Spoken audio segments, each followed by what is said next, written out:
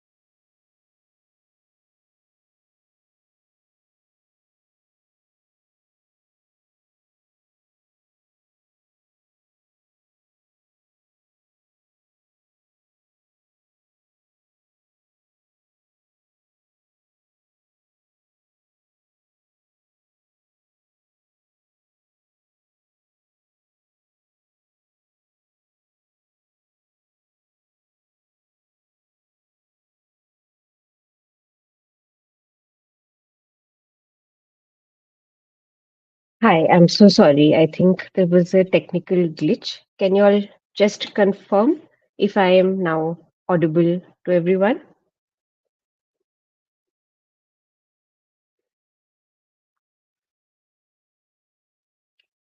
There was a glitch at my end.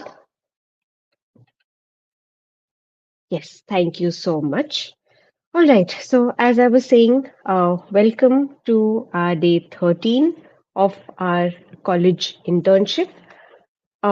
Yes, lots of questions. I was seeing the comments. So before we start into today's session, based on the feedback and the comments that we've been getting the past few days, um, we thought let's first at least sort out some logistic answers that you all are facing. So one thing, assignment for day 10, which was your art therapy day. Some of you, I think there were so many of you who were putting up your responses, specifically um, the feedback with the images that you were uploading in terms of your artwork. That is something that our limit got exceeded, which is now being rectified. So those of you who were unable to upload it, you can feel free to upload it now. In any case, uploading the art image was not mandatory. So only if you were comfortable and wanted to share your artwork, it was just important for you to do that task as an experiential learning. So that is one logistical confusion I hope I have clarified. Second, for today, yes, I will be putting up the attendance link soon. So it's not there yet in the description or in the comments. So just give me a little bit of time. And before the end of the session, we'll be putting up the attendance link as well as the assignment links. Second aspect to sort out for assignments. So there have been days, like I think day 4, where we did not have any assignment. Then I think yesterday, which was your day 12, again, we did not have an assignment. But if you see, some of the assignments were slightly longer, some were shorter. So we've tried to keep it in mind in terms of the number of hours that we expect one of some of you would be spending on completing uh, the assignments. So don't worry, eventually it'll all add up to 75 hours for your certification.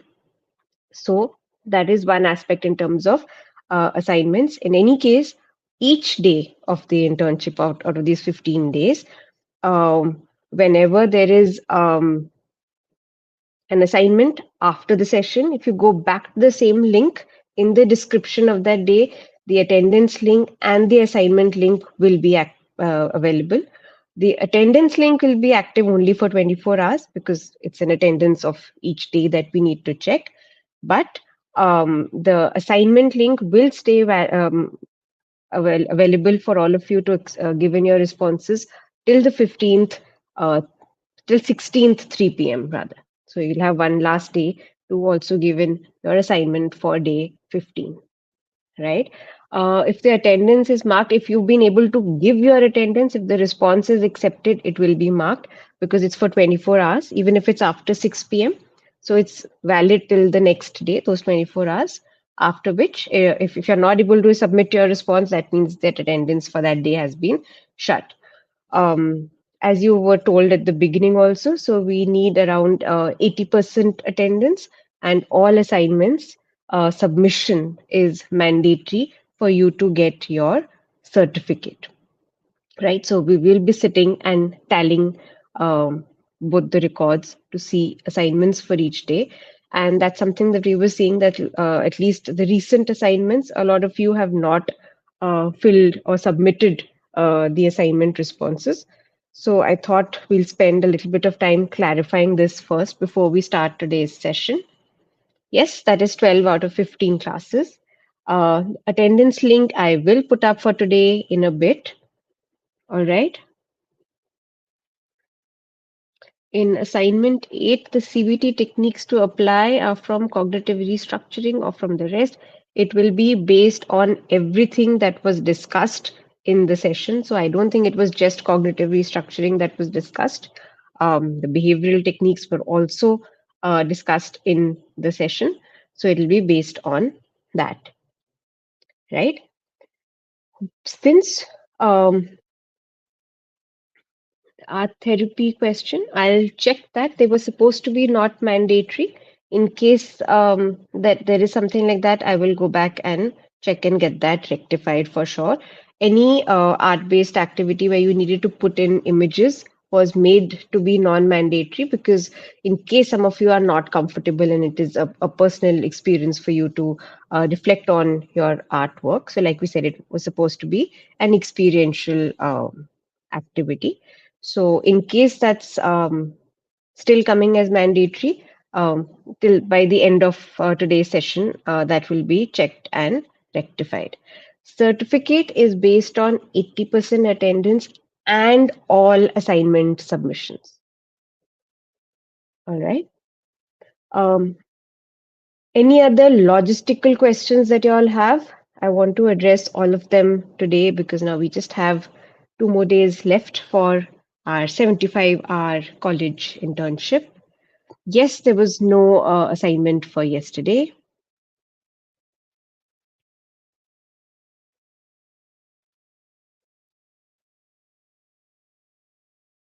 So now the image for the size to upload your documents has been increased. Any other logistical questions that you all are having? You will get the certificate in the form of an e-certificate. It will be mailed to you on the mail address that you provided during the registration.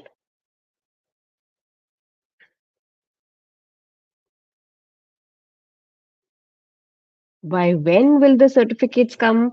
Like we always say, we don't commit to a date because we don't ever anticipate the number of you who attend our programs. So we are a little slow on that front, as Dr. Parekh keeps saying. So at least expect a couple of months, but as soon as possible, we will let you know and you will get your certificates. Don't worry. Once it starts, the process is fast enough. It just takes us time to compile and get all of your certificates without spelling errors sorted out.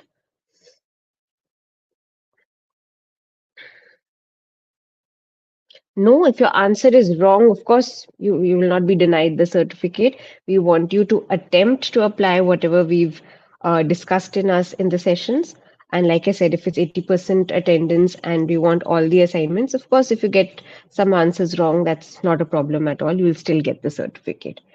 Yes, the assignments will definitely be discussed. So, day after, that is Monday, 15th, we will be after the session. So, it'll be a very interesting conversation that you all will be hearing between Dr. Chabra and Dr. Baliga, where we'll be talking about new innovative techniques in the field of psychology and psychiatric interventions.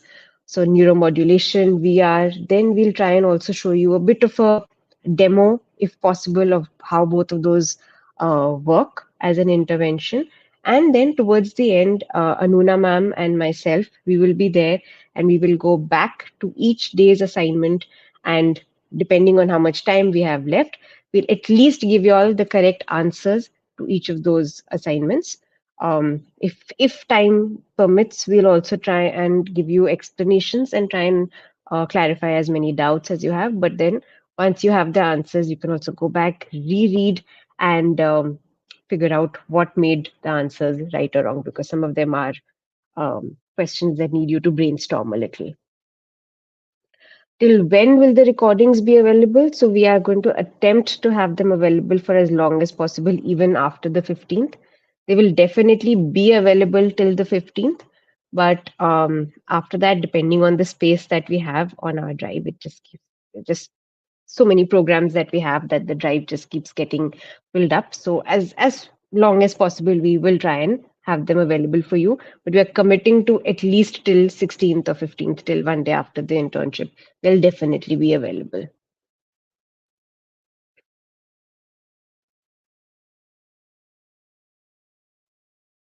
Attendance link for today, I will put up maybe towards the end.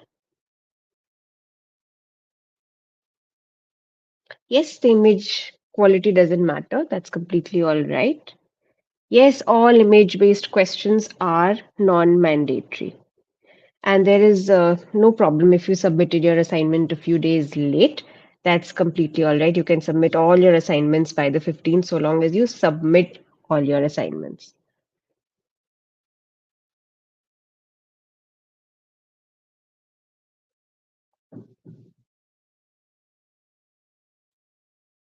So no, there's no confirmation that you get for your attendance once you fill it in. That is the process. It is an e-certificate, so it might take time.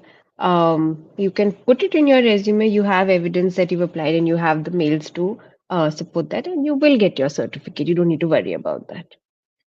Offline internship we are not offering at Fortis. We've talked about confidentiality and we've talked about the constraints in offering such an offline program anymore. Yes, yes, all the answers for the assignments will be discussed. Not that we will pick each one of your responses and tell you individually no, but we will go back to each assignment question and provide you with the correct answers. That discussion will be happening on Monday.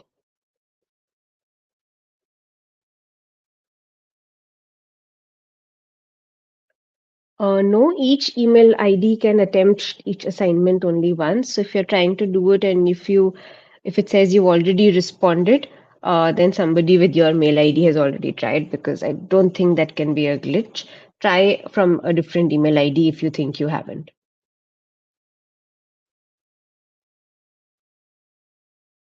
No, there was no assignment for yesterday.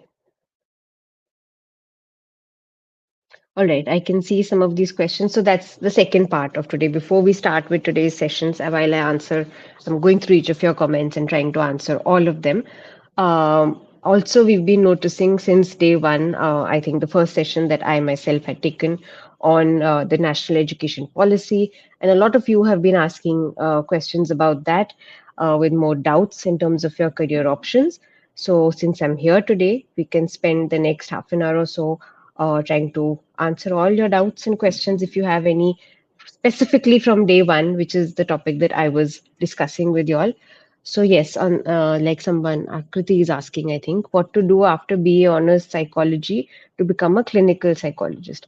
So like I was saying, since day one of this internship, if you want to become a clinical psychologist with an RCI license, you have to do the course which RCI offers to become a clinical psychologist, which is now going to be your M clinical psychology or your master's in clinical psychology. They might change the name, which until now was MPhil. It's just a name that has changed. The course remains the same. It is still offered by RCI. The duration, of course, yes, might be changing, but the course remains the same, right? So if you want to get an RCI license with a clinical psychologist as your designation, you need to complete the course that RCI offers to get that. Otherwise, if you just want an RCI license, you can even do your BA honors, the BSc clinical psychology that again RCI is offering. Again, you'll get a license. There, you'll be a counseling psychologist.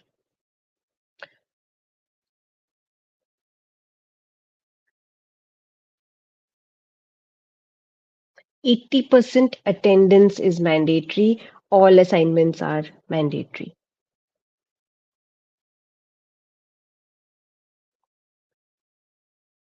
How can we know more about upcoming online certified internships if it's by us? We will always be sharing them on our social media pages, which I think you all are all aware of. So every time we do any initiative, it'll always be put out there. So otherwise, if you're still interested, you can always reach out to us at our email ID, which is mentalhealth@fortishealthcare.com. So you can feel free to reach out to us.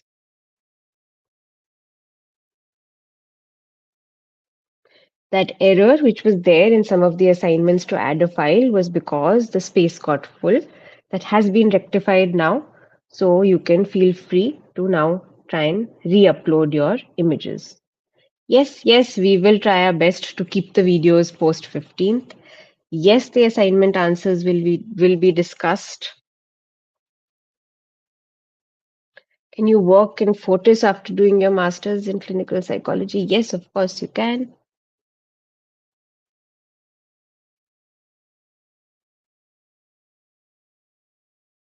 You want us to email all of you about the next internship?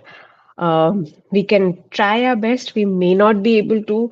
So I think it'll be easier if you also just keep a tab on our social media pages wherever you got to know of this particular internship from, and you can always be on the lookout.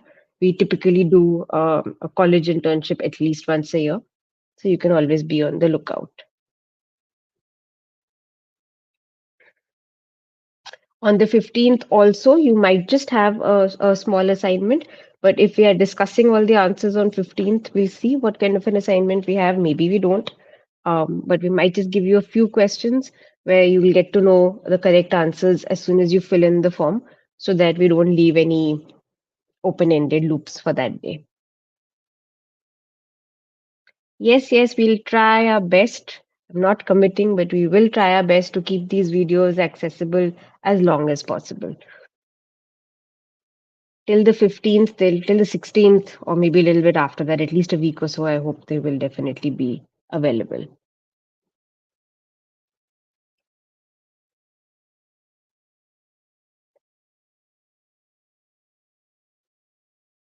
Offline events, again, whenever we have any such workshops, if there's something that is planned, we will definitely let you know on our pages.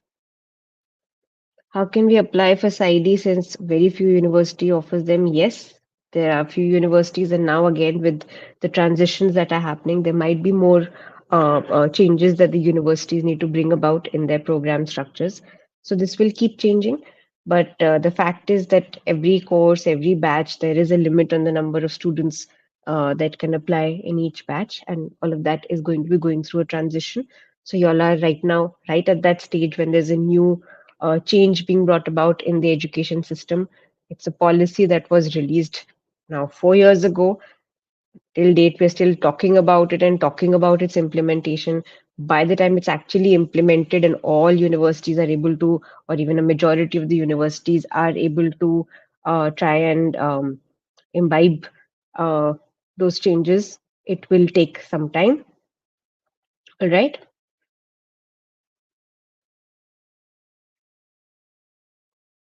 License is necessary to practice if you want to practice in the field of clinical psychology and if you want to practice independently. Otherwise, license is not mandatory if you want to practice in any other applied field of psychology. Obviously, there's so many fields. So, for instance, today, if you're talking about sports psychology, you don't necessarily need a license by RCI. RCI is only for clinical and for rehabilitation psychology.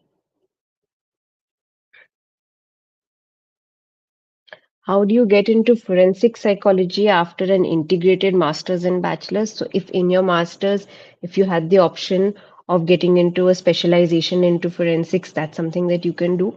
And if you don't have that option, you can always take a specialization certificate or a diploma or even a certificate course right after your master's, since you've already completed both your grad and undergrad courses.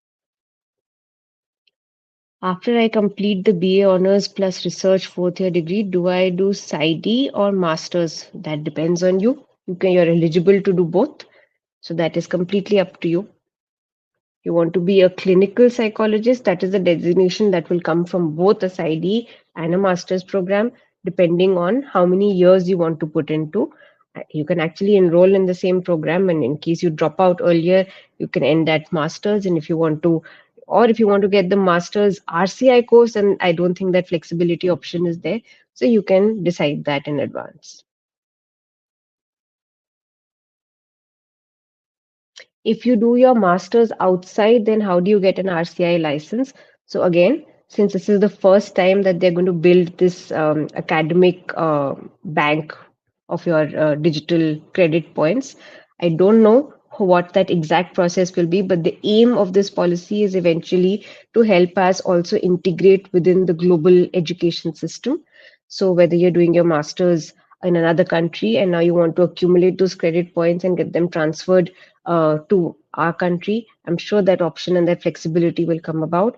And how to apply for the license, there will be, I'm guessing, some flexibility, maybe a separate exam or some specific supervision hours that you might need to obtain that license. But now you won't have to necessarily go through an entire post graduation course again.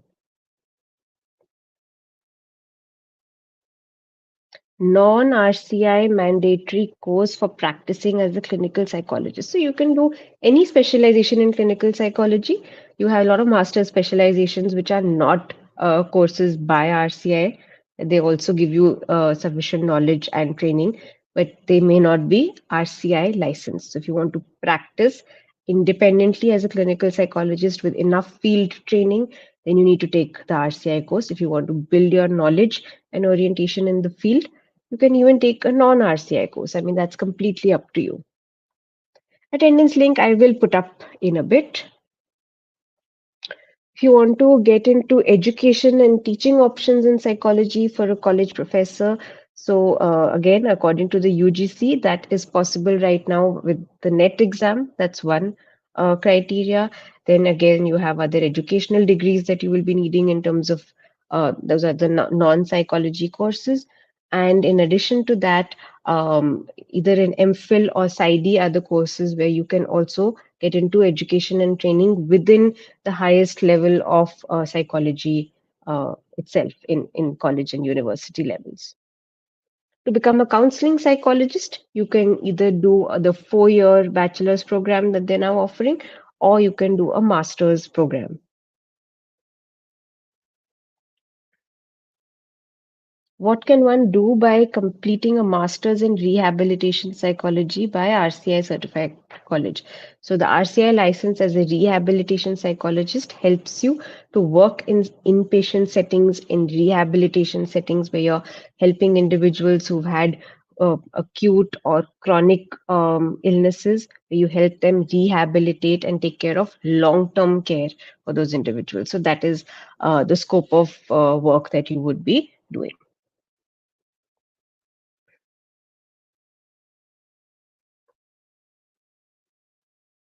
Do I have to do a bachelor's for 4 years for pursuing clinical psychology? Because I'm right now in BA first year and have the 4 years course. So, see, for people who already enrolled in a course, the options of the old courses are still going to stay valid. So, I think there's a 2-3 year overlap that's going to be there where the older duration of even a 3 years bachelor's is definitely going to continue for. So, you don't necessarily have to switch. Again, it also depends on your university and how soon they are able to implement the changes and how much of flexibility they allow you. But a lateral entry is always possible.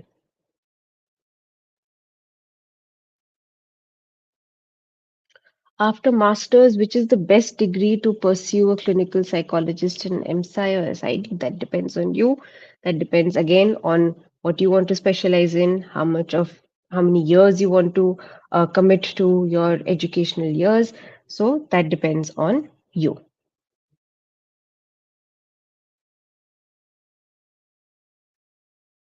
Just give me 1 second. I think I have got the attendance link. Let me just put it up there.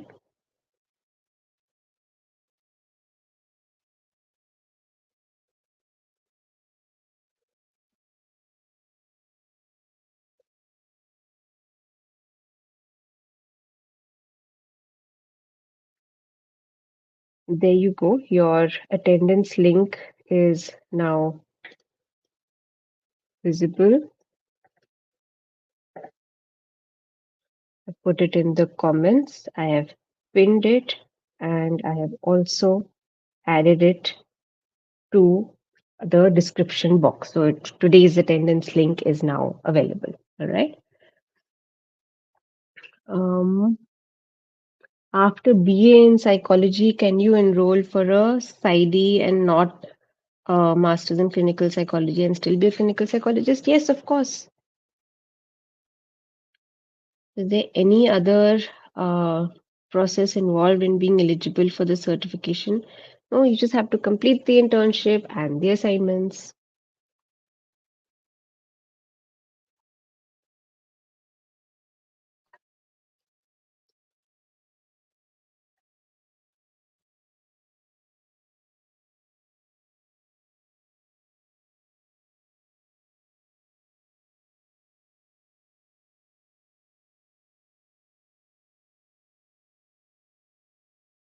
So the GATE exam is again a separate category, which is an option in case you want to get into a higher level of education in towards IITs and other specific specialized courses. So that's another specific entrance only if you're interested in pursuing such a course of a career option. It's not mandatory. After MA through IGNOU, which degree can I go for to become a clinical psychologist? So again, like I mentioned, specifically after the national education policy, they have been giving a lot of emphasis to more experiential, direct, face-to-face, regular mode of learning. So they haven't actually talked a lot about distance education, which or open universities like IGNOU. So I'm not super sure of how they're going to integrate this option, and specifically in fields like psychology, where practical learning is actually encouraged a lot more. I'm not so sure what the eligibility would be. So that's something there's some lack of clarity on as of now, at least for me. If someone has any official document where there's been clarity on that, you can please share it with the rest of us. RCI license is only important if you want to practice clinical psychology and you want to do assessments and you want to practice independently. Otherwise, there are so many other specializations and applications in the field of psychology. For instance, sports psychology, for instance, psycho-oncology, for instance, forensic psychology, for instance, arts-based therapies. There's so many applications that are there. Organizational psychology, where you don't even counseling psychology for that matter, where you can apply the learnings that you have in so many other fields where you don't necessarily need a license by RCI, which is the Rehabilitation Council of India. So it's only talking of clinical and rehabilitation professionals.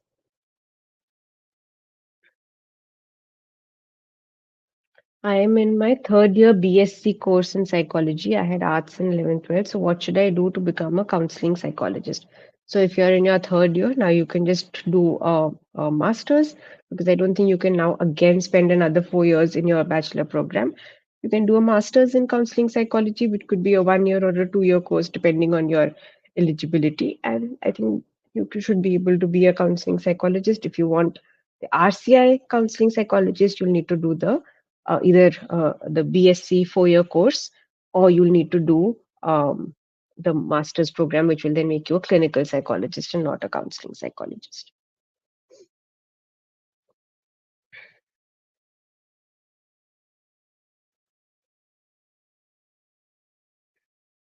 Art therapy courses, there are a lot of art therapy courses in India and outside also.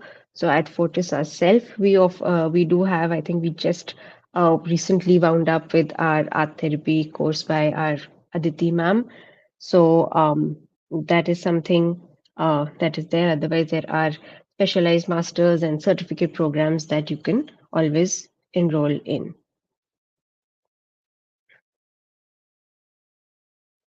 If you do PsyD, you will get the RCI license if the PsyD that you're doing is from an institute that is affiliated by RCI, which typically, at least till now, whichever universities are offering PsyD, they are always the course which is being run by RCI. Is it okay if we submit our assignments through another email ID which is not a registered? No, it will just complicate our lives. Just help me and Anuna ma'am out by sticking to your same email ID because that's how we're going to tally the attendance and the assignments. So preferably, please use your registered email ID. After UG course, what kind of college is best for PG or masters in? So again, what type of college is best? What type of competitive exam? It's like asking me, you know, which kind of sofa should I buy in my house? It depends on you. It depends on your choice. It depends on which course you want to do, which you know. And again, I always say which school, which college depends on you.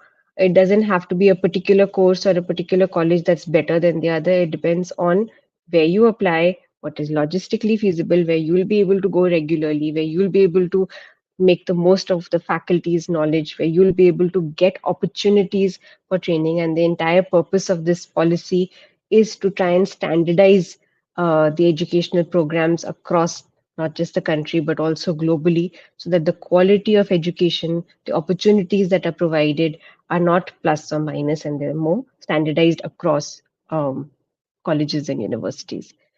So I don't think I can answer which is best or not best. To become a school counselor, you could either, again, a counseling psychologist can work in a school if you want to get a specific specialization in school psychology. Then there are courses that exist as certifications and specialized programs also that you could take up. Is it compulsory to do masters for 2 years for becoming a clinical psychologist, even if we do BA for 4 years? So it's not compulsory. So if you do your BA for 4 years, you can do a 1 year PG diploma, or you can, or an advanced diploma, whatever they call it, depending. I think some of them also call it a certificate diploma. So you can do a 1 year postgrad, or you can do a 2 year, or you can do a 3 year postgrad also. So there, it's not mandatory for sure. But if you want to become a clinical psychologist by RCI, that's the only time you have certain mandatory rules. Otherwise, there is so much of flexibility. And yes, it's confusing because it's new. It's confusing because there are changes. That's why we are trying to figure these things out. Are non-psychology background students eligible for doing masters from central universities? Yes. As of now, I think that option is there. I think you can be from humanities or science background also, except in one course, which was, I think, the RCI BSc new course, where they've written that it's a science stream or an equivalent. But that means they are going to come up with some criteria for what that equivalent course is. So just let's get some clarity once the universities start implementing this.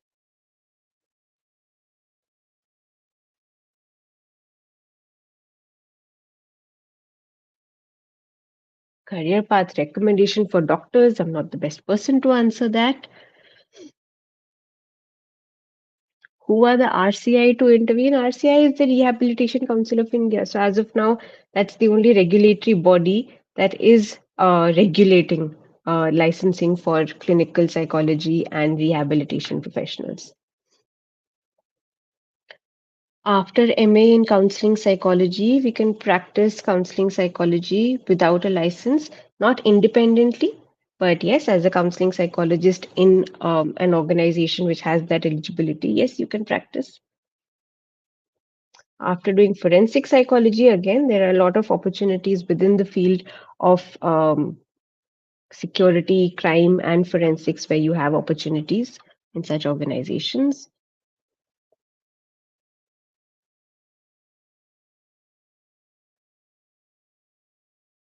Yes, even if the form does take name and email ID, but then there'll be possibly a lot of you with maybe same names or similar names. And since we don't have any other identifying information, so please use the same ID, the email ID that you registered with. Try and submit your assignments from the same ID so that it's easier for us to tally the count. Yes, if you hadn't, you can always use the same email ID again. That's totally fine. The assignment links are still open. Can you call yourself a clinical psychologist after a master's in? The question is again lost. One second. Can we call ourselves a clinical psychologist after a master's in clinical psychology if it is not from an RCI? So, yes, you will be a clinical psychologist, but not an RCI licensed clinical psychologist. So, you may not have the license to provide assessment certifications. You may not be able to practice independently, but yes, you will have completed a master's in clinical psychology nevertheless.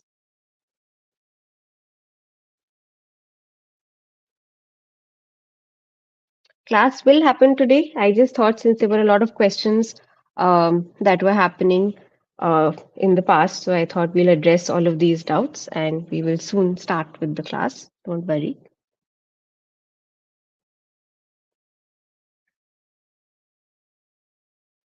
If you've submitted your attendance from another email, so I would, since the attendance can't be refilled, I would request you to use the same email ID to fill in your assignment responses because that is mandatory for you to get your certificate. The scope of industrial and organizational psychology other than HR. So, no, an industrial organizational psychologist is not the same as HR, as similar as it might sound. It's actually a very, very different field where you can work in any organization where you are there to maybe implement psychological first aid in the organization to overall help both the employees and the organization to prioritize workplace mental health. Does Fortis give a job with a RCI license? Yes, some of us have an RCI license, some of us don't. Fortis has lots of opportunities where, depending on the eligibility of that particular course, we definitely have those job options. For day six assignment, if you're not able to submit using the registered email, that should not be the case. If it's a one odd assignment that's submitted by a different email ID, that's fine, but try not to. As a counseling psychologist, how can you work as a health psychologist? If you want a specialization, you can go in for a special certification or a specialization after your master's, but not mandatory. A counseling psychologist can work in the field of health psychology in any multi speciality hospital or clinical organization for that matter. How do you become an art therapist after a bachelor's degree? By doing a specialized either master's or a certification from UNESCO or any other specialized master's or certificate programs in art therapy.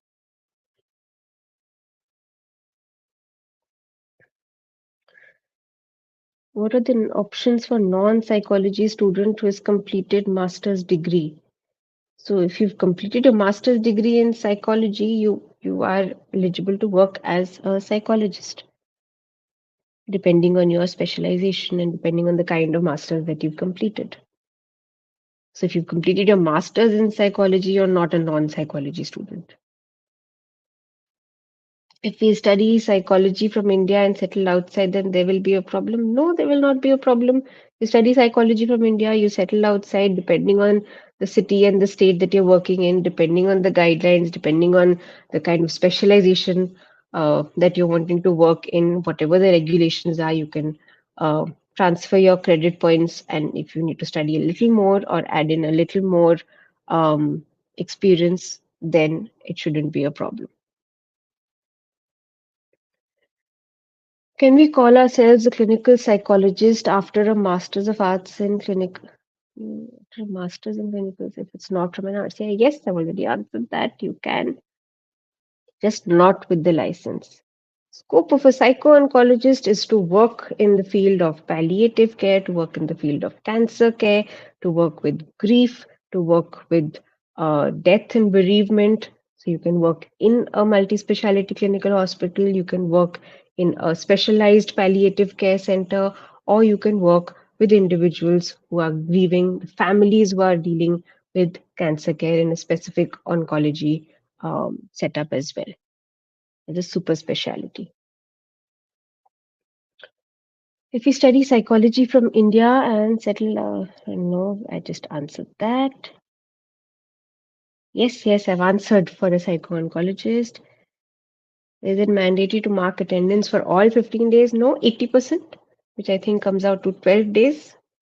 Try and attend all, but if you get, because the attendance link is valid for a day only if you actually attend the session. So 12 out of 15 is what we're looking for. Forensics, I've answered.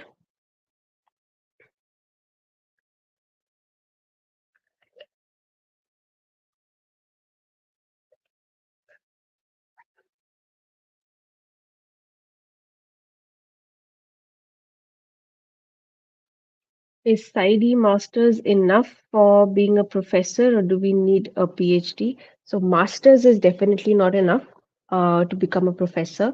PsyD is enough to become a professor for sure.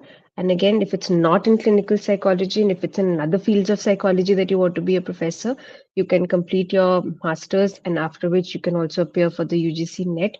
And I think with then years in research and teaching and experience, you can start with an assistant professorship and work your way up. Um, how to become a psychology teacher after doing BA honors. So after doing BA honors, if you want to become a psychology teacher in a school, that will be a different criteria. If you want to become a psychology teacher at an undergrad level, again, that will be a different criteria. So it again depends on which level of teaching you want to get into. No, there was no assignment for yesterday's topic. It was, I think, quite an extensive theoretical topic. So we decided to give a break for assignments. Um, Kamna ma'am is our boss, our expert in the field of couples and family therapy.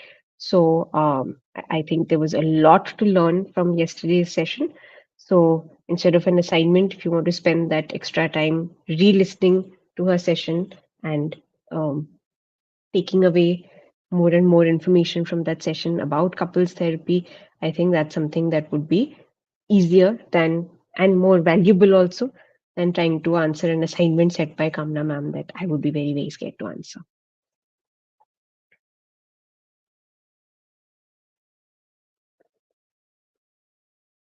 Credit points are so now if you see the new courses and as and when even the existing courses in various universities are going to attach even now if you actually go through when you join university you have a huge booklet of syllabus. I think at least it was shared till I was studying. Now it must be online, I'm guessing, as a soft copy. So if you see across each subject there'll be a course code or a subject code, and somewhere chota chota in some corner they will have mentioned some credit points that are assigned per course or per subject or per chapters or subtopics or whatever that they have. So now those credit points are going to be based on how much of a course you've completed. So if you remember when I was talking about the structure for both undergrad and postgrad options since the NEP has been implemented from this year, there are a lot of entry and exit options. So depending on when you enter and whether you exit within a year or 2 years or 3 years or 4 years or whichever course you are, depending on the course, depending on the duration, you will get a set of credit points allotted to you. That this is the amount of hours you studied this particular field, depending on the speciality and level at which you studied it. And therefore, if you ever transfer to a different city or a different university or a different organization, those credit points get transferred. It's like a carryover of those points where you don't have to repeat spending the same amount of time and years studying the same thing in a different organization or a different college or a different university. So that's the concept of the academic bank of credits, which is going to be digitally stored against your name, no matter which country or which course you apply for, not just in psychology, but across various courses. The process of applying for the entrance. So for I think for all courses, there's now trying to be the NTA is trying to have a centralized your PGUTs and CEUTs, which are your centralized university tests, which will be there. In addition, whatever the eligibility criteria, they might be having an additional interview process also.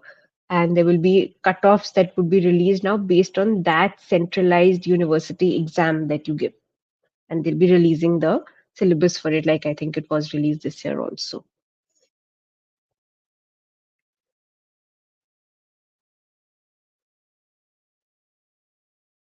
Yes, you can add this internship certification not as WorkX but as an internship certification, also because it is an online internship.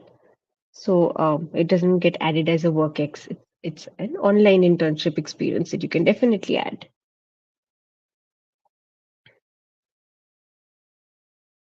For individual counseling, I didn't understand your question. What do you mean? What is the criteria for individual counseling?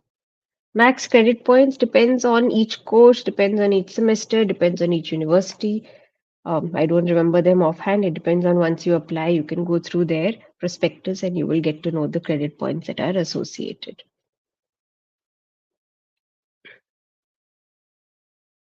After PsyD, can you put a doctor tag in front of your name?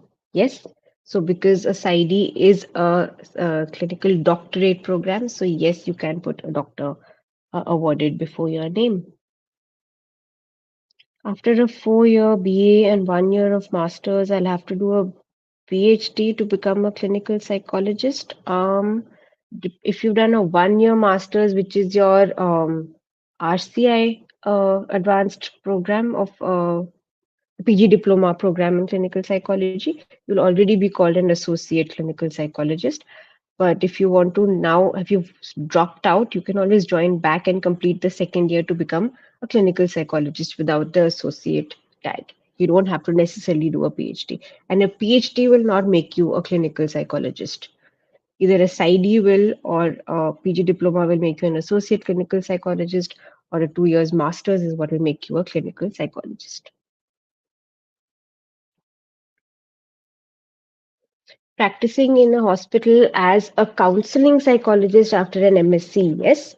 As in clinical psychologist, for instance, at Fortis, you still need to have an RCI license.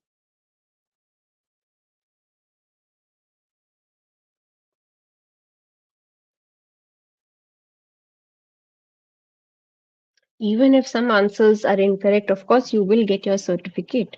We are not going to be penalizing based on your answers and depriving you of certificates. That's not happening. We understand certificates are important.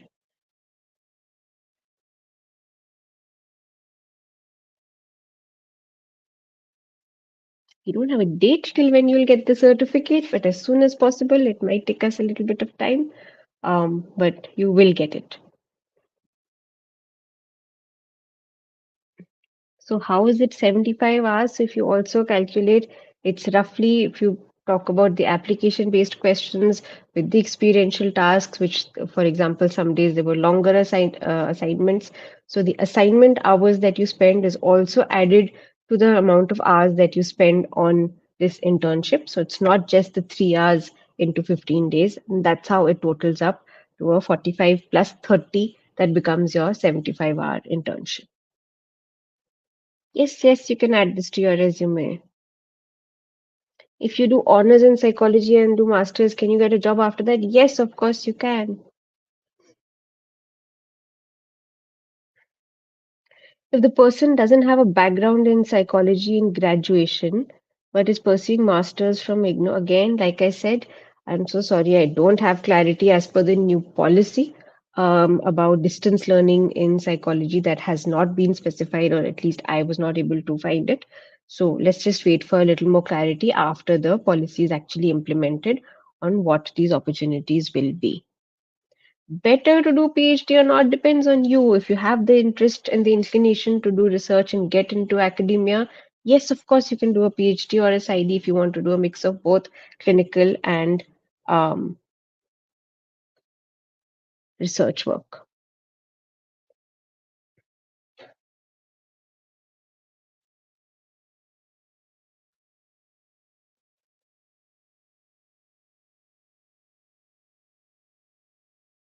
I'm in my first year of BSc, 3 years, and what would be the roadmap to doing a PhD? So, if you're in your first year of undergraduation, in case your university already offers you the option of switching to the new bachelor's program, which is a 4 year course, you could do that.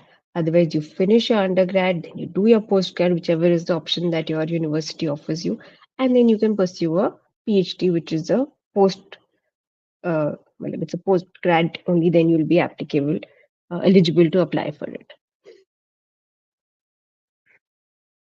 It's better to do a PG clinical psychology in a hospital or a college. So any institution that is offering an educational course would be typically tied up with the hospital if it's a course in clinical psychology. That's what the policy has given as a guideline to the institutions to offer such courses. So I think it won't be whether you're studying in a college or a hospital. It'll be like you'll be studying the course which gives you access to patients in an actual clinical hospital setting so that you can make the most of on the field training as well in clinical psychology. I had science in my undergrad, but I've done my master's in clinical psychology. Is there any way to become RCI licensed now? Yes, you are eligible for the PG diploma. Of course, you are. What you should do next depends on what you want to specialize in. Then you look at the options that you have available. After completing 3 years bachelor's and 2 years master's, not from RCI, what should I apply for? So the shortest course now you can apply for to be a clinical psychologist. Associate would be a 1 year RCI degree. Then you have the 2 years course. So it depends on the number of years, but you have even a 1 year option to get the RCI license. You've attended only 8 classes. You still have more classes available to catch up to 12.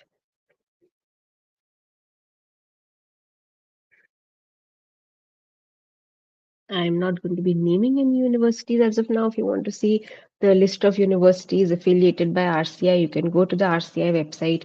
They keep updating the sheet which has a valid RCI affiliation depending on the year.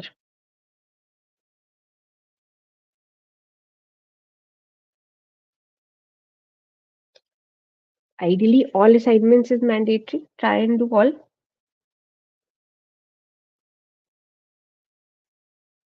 I just explained the 75 hours internship where it is 30 plus 45.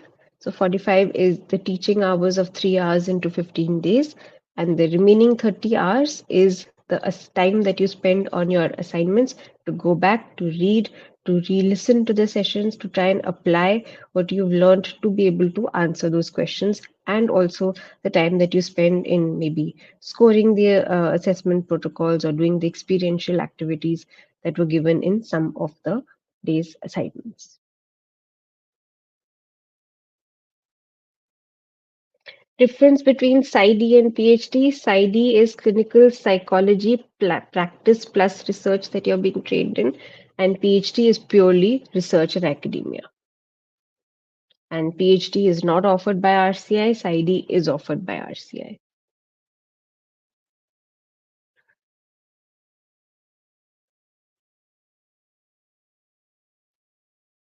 For the May internship, I think the certification had already started being sent out, so you should be getting it soon, hopefully. If you do your 1 year PG diploma, will you be eligible for PsyD? I think it's the same course, so you can add on. It's not just an eligibility. PG diploma is already a postgrad that you're doing, so you just need to continue doing the remaining 2 3 years to reach the level of PsyD. Same RCI course. Yesterday there was no assignment, so there's no link for yesterday. These live videos, we will try our best to keep the recordings as long as the space on the drive permits us. So we will be trying to keep them active for as long as possible after the 15th. Is it okay if you do your PhD from abroad? Yes, of course. After you do your 4 years BA for a counseling psychologist, if you're doing a 4 years BA without the RCI license, then you can follow up with a master's degree. If you're doing a 4 years already with the RCI license, then you can work in the opportunities that they provided for the mental health counseling psychologist in as the first level contact in more rural or smaller tier 2, tier 3 cities. What are the eligibility criteria for doing PG diploma and the graduation in psychology? Can I do PG diploma in clinical psychology or MPhil after a master's? Yes, you can. Will you get your certificate? Yes, you will get your certificate, even if your answers, some of them are wrong. That's all right. We're not caring about right and wrong. We don't care that much about marks and numbers. We care about the fact that you had fun, that you were able to learn something, that you were able to put your minds to some application based questions and try and apply whatever we talked about, whatever we learned in these 45 hours of teaching sessions to be able to answer certain questions. Fortis doesn't offer a specific course. It's a clinical setup, not an educational institute, but we do offer such online and offline courses. As in, when something is there, you'll get to know on our social media handles. Do clinical psychologists wear white coat? No, we don't want to put a barrier. We don't wear a white coat for sure. I don't think it looks pretty, but I don't think we need to wear that.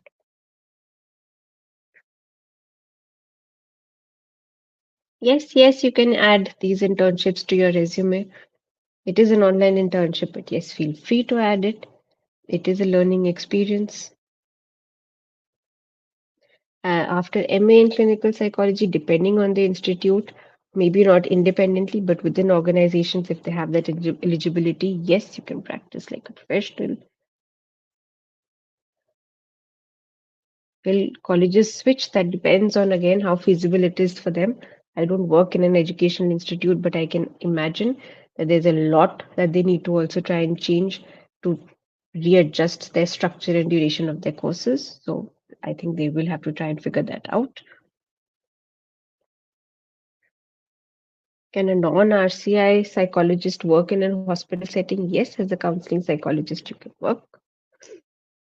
Yes, we will try our best to conduct as many online, offline workshops as we can whenever possible. Of course, we will.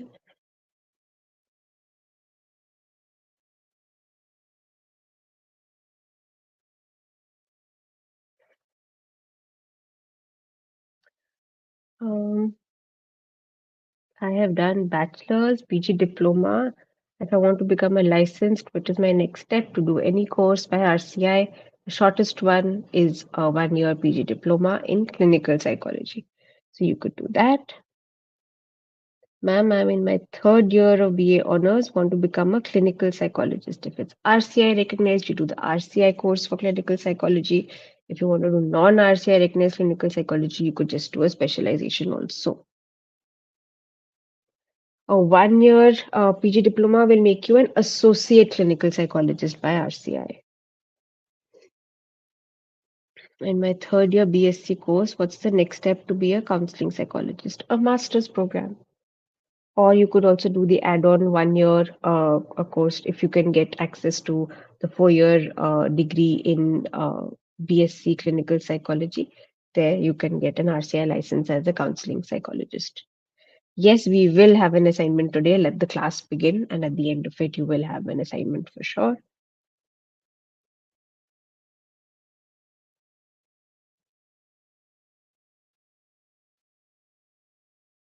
For doing your PG diploma, you need to have completed an undergraduation in psychology. Class will start anytime now. I'm just trying to finish all your questions.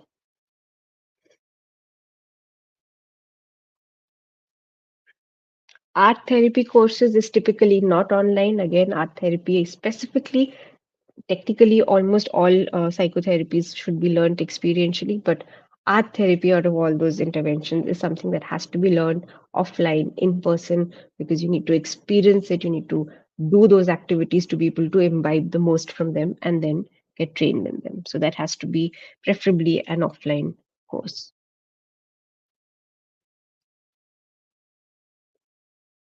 Guidance and counseling diploma course is also offered by RCA. As of now, they have not removed it, so that course is still a 1 year course, if I'm not mistaken.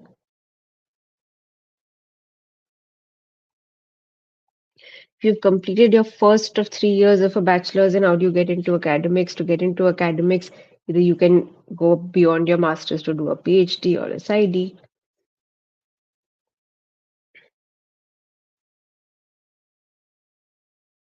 If you get the option to do an offline internship and you have the choice to choose the duration, choose a duration that works for you. The more the better, but depending on how much time you can take out.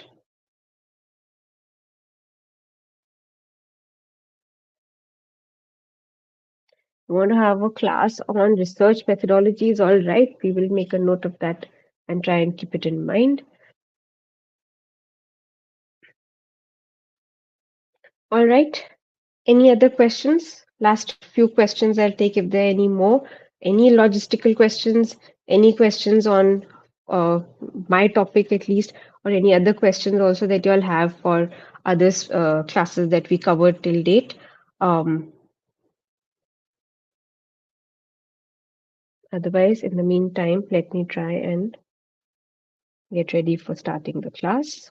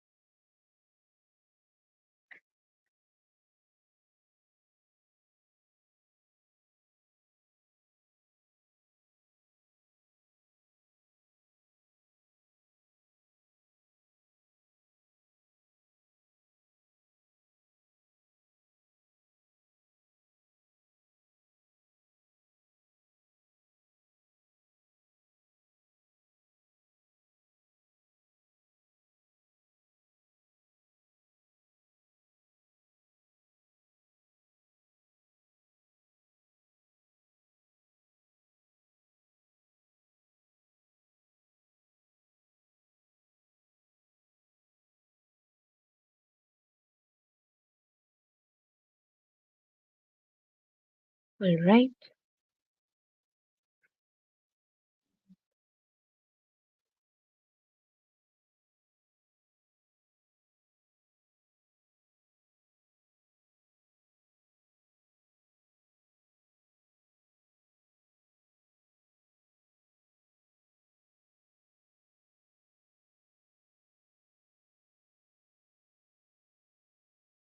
You've completed your BSc applied. Now you're doing MSc in clinical. If you want to get any course you want to do to get registered by RCI, it has to be an RCI course. So check out RCI has a 1 year, then a 2 year, then a 3 year, then a 4 year course. So just see whether you're eligible, and you can, depending on the number of years and the kind of degree and qualification that you want to get, you can choose the course. And yes, after your MSc, you can choose after any masters in psychology, even after any undergraduation in psychology, you can apply for any master's programs by RCI.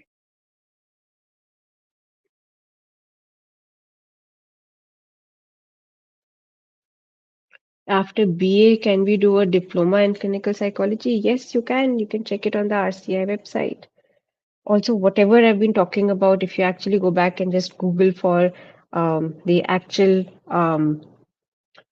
uh, national education policy and the RCI circulars and documents, they are easily available, or you can try and reach out to us and we can also be. Um,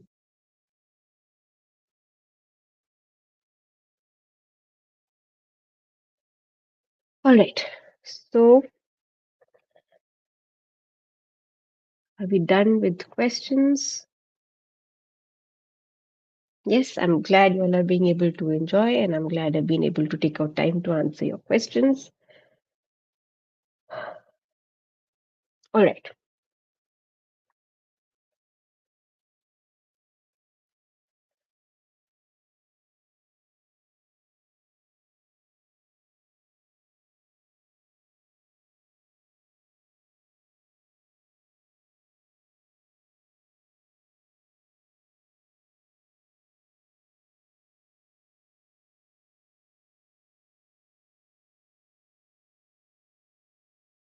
All right. Just give me a minute.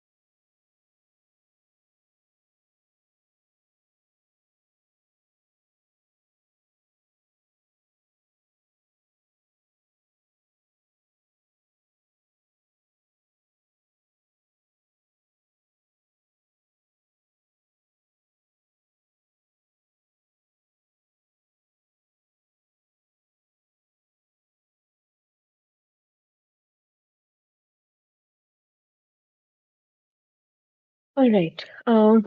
Take a few more questions before we start. Um, can I join in my fourth year PsyD after completing? No, I think as PsyD, you need to complete your bachelor's and then you're eligible, and you need to do the 4 year PsyD program. Art therapy course, I think, was 75 hours, if I'm not mistaken. Again, so many questions. Um, how to become a psycho-oncologist? You can do a master's program specialized in psycho-oncology, since I think now the MPhil program is going to be stopped soon. Otherwise, there was a specialization in psycho-oncology there. Otherwise, you also have specialized masters, specialized certificate courses also.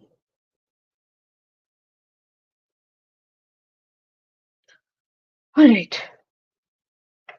I am trying. I think Dr. Parik is trying to join the session to start off on today's very, very interesting topic of sports psychology. Um, so let me see if I'm able to add him. Yes, I think Dr. Parik is here. So let's start with our interesting session on sport psychology. Hello, young people. You'll have to pardon me today for doing this while I'm on the road, but then that's life. One, that there is an unprecedented rain and life took its own turn. And the other part is that my colleague Divya is also stuck up in something, but sharing something with you that both Divya and I are working very closely with sports psychology. And so we thought that it's a field which needs to be understood by people. Not too many people get the whole idea about sport. When we talk about sport, we actually end up feeling we have all of these stereotypical thoughts around it's only about a performance, it's only about a result, but sport is has a lot more about it. And you'll have to pardon me, I'm through my phone because I wasn't anticipating this, and I will be helped by Roshni with the slides. So let's look at it and let's look at um, uh, the presentation as we move forward. So look at let's look at some history. And while we were looking at some examples, there are very interesting examples and anecdotes.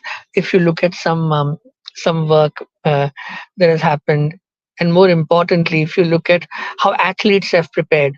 The famous huddle of the Indian cricket team a few years back, to the New Zealand rugby team, to the zoning in rituals of, let's say, Nadal, or to look at various other aspects of athletes, how they prepare, the approach people have to it. All of that uh, is a very interesting science. Um, Way back in 1897, Normal Triplett's experiment on social facilitation was there. It talked about how, in presence of a supportive audience, our effort goes up. So, if you now put this in the context of sports, when you have, and you must, those of you who follow sports, you have those games where you say that this is my home match and away match. Why does home match have so much of importance? Home match has so much of importance because you are looking at in the home match there is an advantage of the crowd. So when the crowd cheers you, pulls you up, you can harness that energy and do well. Just a couple of days back, you saw the reverse of it, although it wouldn't fall in the category of facilitation. But what Dojkovic spoke about a couple of days back with Wimbledon was very intriguing. If you see that how certain aspects of jeering, he was able to harness that as well into. Then in 1925, there was the sports psychology lab uh, that came up, and in fact, right now, as Divya and I and we're working together to create a lab on performance enhancement. Roshni is involved in that as well for our upcoming setup of Adayu. And then by the 60s, the formal professional associations took place, and now APA Division 47 is where there is focus on exercise and sports psychology. So, one, to try and understand that it is a science. For example, Divya, my colleague, is a sports psychologist. She, after doing her master's, has done a specialization, if I'm not mistaken, a couple of courses on sports psych. And for those who may be interested, even the International Olympic Association has a course on mental health, um, and for people who work in the field of sports psychology. Rosh? So why sports psychology? I mean, if you ask me, then sports psychology. I, in any case, feel that sport is a lesson in life skill. I believe that there is so much to learn from sport. I mean, how do you handle the ups and downs? How do you handle the pressures? How do you handle scoring a zero today and being able to be back on the field to score a century tomorrow? How do you deal with a bad point and then you still have a few points to cover up? How do you deal with all of that aspect? I think it's very interesting. In the same way, why sports psychology? Because it also helps in enhancing the performance, also the well-being. I think that aspect needs to be understood. The mental health aspect, the aspect of, when we talk about sports, we invariably end up talking on things like I was saying earlier, medal, podium, and so on and so forth. But we forget that we're talking about human beings. I mean, if let's say the percentage of depression in the general population, if it is, let's say, 10, then it's not going to be not for athletes. And in recent times, you have seen last Olympics, for example, very, very famous athlete, Simone Biles, talked about mental health pressures, a mental health break. You've heard some other people from cricket, from other fields, also talking about it. So I think sports psychology is an important branch, and some of you who are interested in this branch, in my opinion,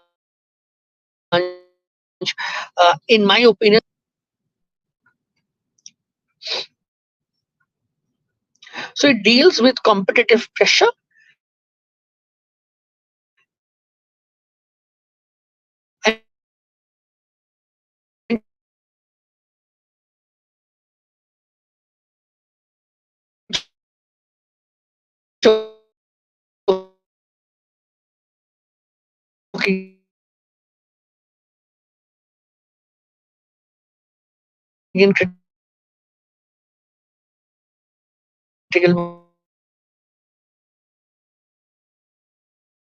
moments.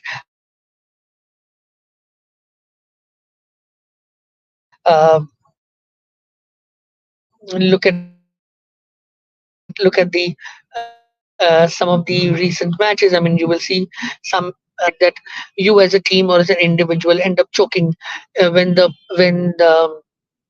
when it's a tough match. What happens is that you um, start preempting it. I will not do well because I've always lost in this match. So you start preempting it. You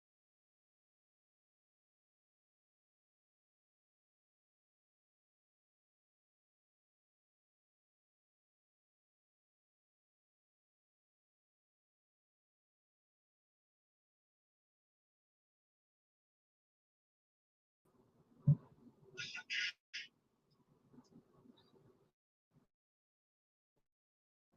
Yes, I think we lost you and Okay. your voice was So, breaking. for Yes. example, that millisecond, yes. So I'm sorry. Actually, what happened was that it's the next one.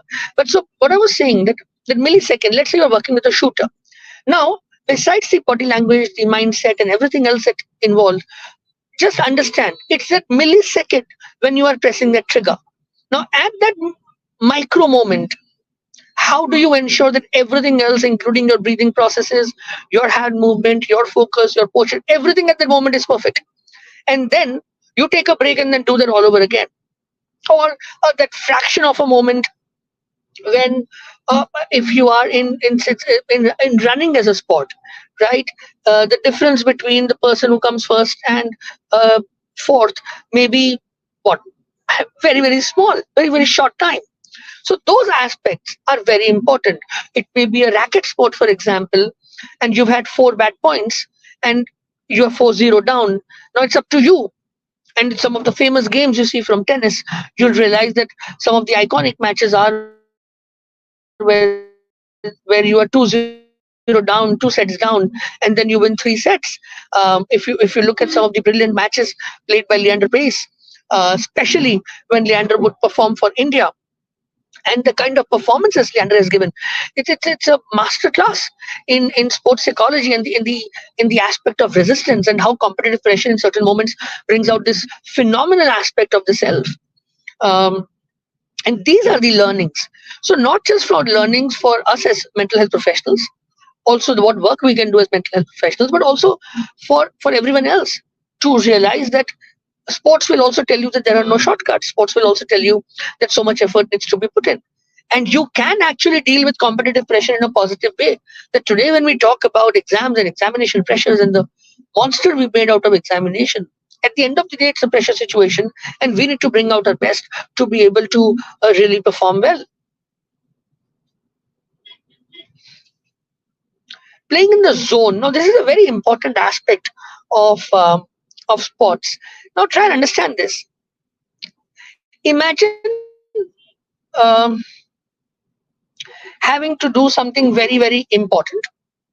And if you are to do it for, let's take an example of cricket. You are a batter and you've batted for 100 odd balls, which would also mean that you've played for an hour and a half or 2 hours, depending upon, let's say it's a test match and you're playing half a day or something like that. Now, it's not going to be possible for you to maintain that 100% focus for these 3-4 hours. It's not possible, right?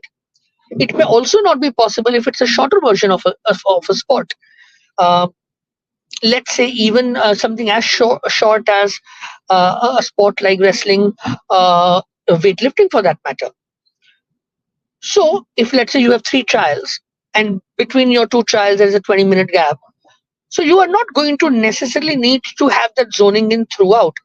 Zoning in needs to be, how do you bring zoning into that micro moment where you're able to put in everything, and it does take a lot out of you because you are putting into your best, including your mind and body, where mind and body together are coming as a sync, and then you play in the zone and you get the best out of it. And that, I think, is very, very important. And that playing in the zone is one of the key techniques that sports psychologists work with, and they train athletes on how to come in the zone, get out of the zone so that you don't get fatigued, and then come back in the zone at the right moment. And it's also called zoning in. So this will be, again, I'll take an example from academics for you to understand this. Try and see it from an academic point of view. You would need, let's say, different skill set for trigonometry, as a different skill set for biology, a different skill set for languages. Similarly, all sport techniques can't be similar. So if you are in equestrian, your techniques would be very different. If you are in uh, the water sport, for example, let's say rowing, diving, swimming, it'll be different. Let's say you are a runner on a relay vis-a-vis a runner on a marathon. Let's say you are playing an individual game of tennis and then you are also playing doubles. Or let's say you are in team sport like football. So, and then a team sport like hockey. So you will realize that even though some of them are team sports, some of them are individual sports, and some of them, I mean, all racket sports for that matter, but yet there will be a difference because each sport will have its own nuance. It will require a different mindset, but also the body. See, the aspect of how the mind and body work together is one of the key aspects when it comes to sport. How do mind and body work together? So that's what makes these things specific to the sport. And then, of course, sports psychology is about both self-efficacy and self-confidence. Because if you aren't confident, you won't do well. If you have any sense of doubt coming within you, you won't do well. Similarly, if you are not believing in yourself, the efficacy is not there. So for example, I'm playing a match and I feel that the other player is ranked way above me. Now I will feel that, oh, no matter what I do, it won't work well. I don't believe in myself, I don't give my best shot, and on that day I don't get the desired result. Or I lose confidence because I had a previous bad day and I feel I'm carrying it on. Both of those aspects may have an impact. Now the self needs to find its efficacy, the belief. That's how athletes perform the way they do. Look at some of those iconic games of Vishwanathan Anand, uh, and you will be able to realize that how that aspect of how you are mentally prepared and you focused. I look at I remember this anecdote. If I'm not mistaken, it was Sydney Test. I don't remember the exact one. Way back, Sachin Tendulkar, as example, gets out in a certain way, a couple of matches, then decides on that match that I am not going to play a ball in the zone where I got out. Zoning in, believing in yourself, and then hitting only in a zone where you know you will not get out, and probably one of the best centuries, arguably, that was scored. And these aspects also need to be understood. So what sports psychologists do is they help you boost your self confidence. Always remember, when we talk about efficacy, confidence, belief, the word self will always come there. That's your cognitive aspect, that's your humanistic aspect, that's also your psychodynamic aspect. So as mental health professionals, you need to understand that your goal is to get that self on the track for the individual, for them to be able to perform at level. And motivation, like it or not, motivation will go up and down. Nobody can sustain motivation. However intrinsic your motivation is, we will all have our own moments. At the same time, intrinsic motivation probably lasts much longer than extrinsic does. Um, you look at most players who've had a long career, people who've played multiple Olympics and won medals, people who've had multiple tournament wins, people who've had a much longer career as compared to others. The key there was they were able to maintain motivation. So maybe when they started their career, they would have said, let's say, I want to play X or Y. This much I play, I'll be happy. But they kept on raising the bar.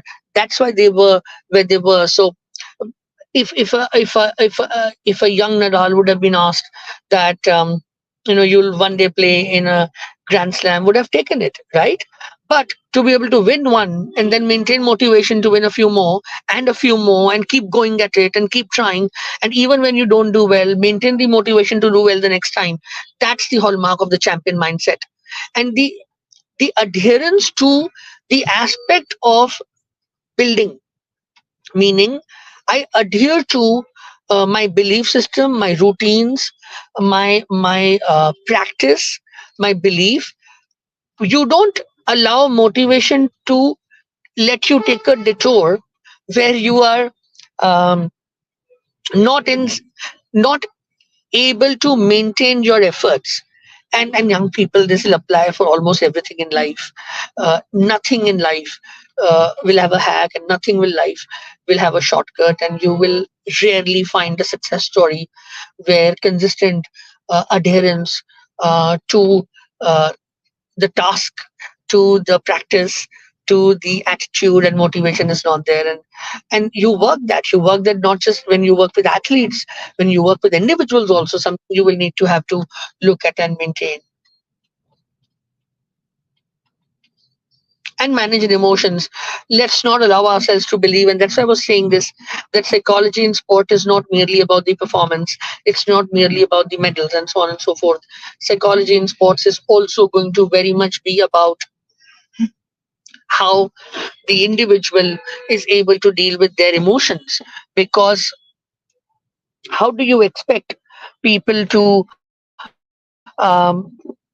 not feel, let's say, worked up or anxious before a big match?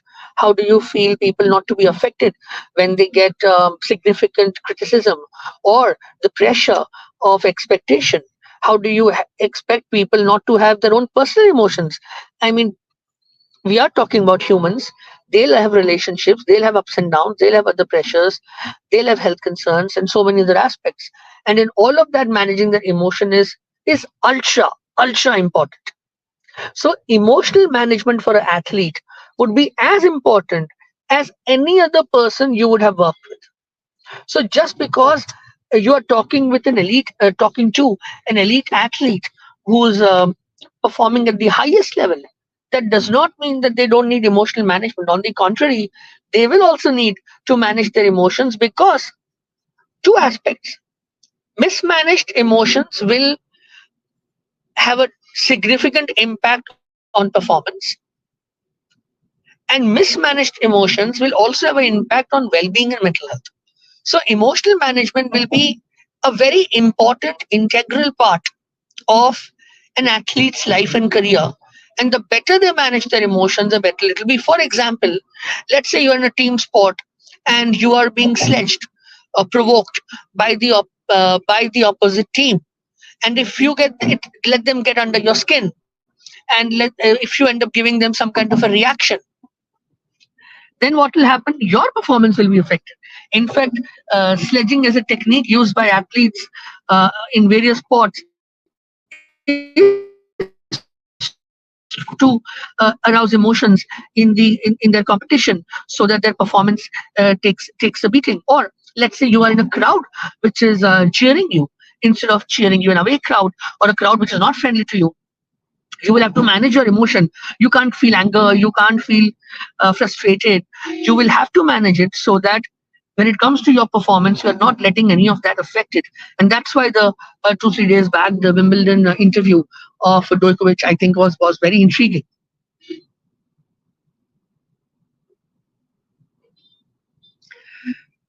Bob, when I talk to athletes, I tell them, why do we call it bounce back? You call it bounce back because actually, when you bounce back, the potential of your going higher than the previous one is much more, because the ball, when bounces, it bounces more than the push that you've given. Um, and that's what athletics or sport is all about. That you need to have the resilience that you're able to bounce back. Because see it like this: uh, you may be a brilliant student, you've done well in almost all exams. But how is it possible that from each small to a big test or a really, really big exam, you will always perform absolutely the same ever and ever after? Never possible. You may be a medical practitioner, tomorrow you'll be mental health professionals. That if 100 people come to you, how can all 100 be helped by you in terms of a positive outcome? If let's say the success outcome of a certain operative procedure is 80, you can't be functioning at 90. But what do? You realize that if you've not done well, you understand the why. When I gave you the third century example of Sachin, that was also an example from that. But and people who come back from behind scores, and they come back in games which go on for a couple of days. You had a bad day 1, and you were able to get back on your other days. And these are examples. Because what happens is, you had a bad belief, your confidence, your mental health is affected. You're getting yourself in the zone, you're mentally preparing yourself, you're figuring out what was the mistake you were making, you're instantly changing that, getting into the zone of your strength area, avoiding your weakness area. That's what you train an athlete when you work in the field of sports science.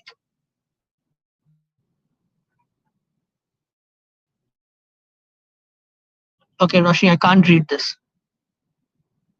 Yes, so I think this is Carolina's We'll recovery have to take after this, her. right? Because there is no Yeah, way. yeah, yeah. All right. No, what was that about? I could see it. So that was Carolina Marin's recovery after her, I think, her two knee injuries. Yeah, So where she yeah, had to take the help of two psychologists and her yeah, journey yeah. of recovering. Yes, yes, and I think this is a very good example. Um, not just having a bad day or having a bad match or a bad series of points. Injury in an athlete is also very much a part of their career, because you are pushing your body. So it is human that you will have some injuries. It's human that those injuries will have an impact on you, because here the mind and body both are at work.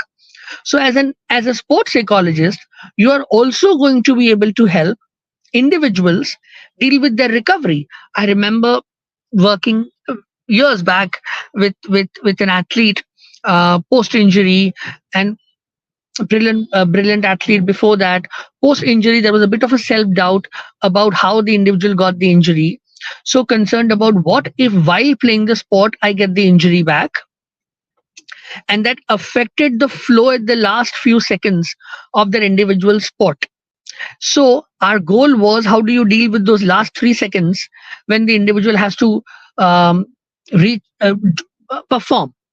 So our entire approach was here in recovery management, because recovery was not merely what happened in the physical aspect. Recovery in terms of the mental aspect as well, in terms of, I can forget my injury and be able to perform at the highest level with the same optimum that I had earlier. And I think this is a very, very good example. If it's something you should study about, it's a very interesting story to learn from. Yeah.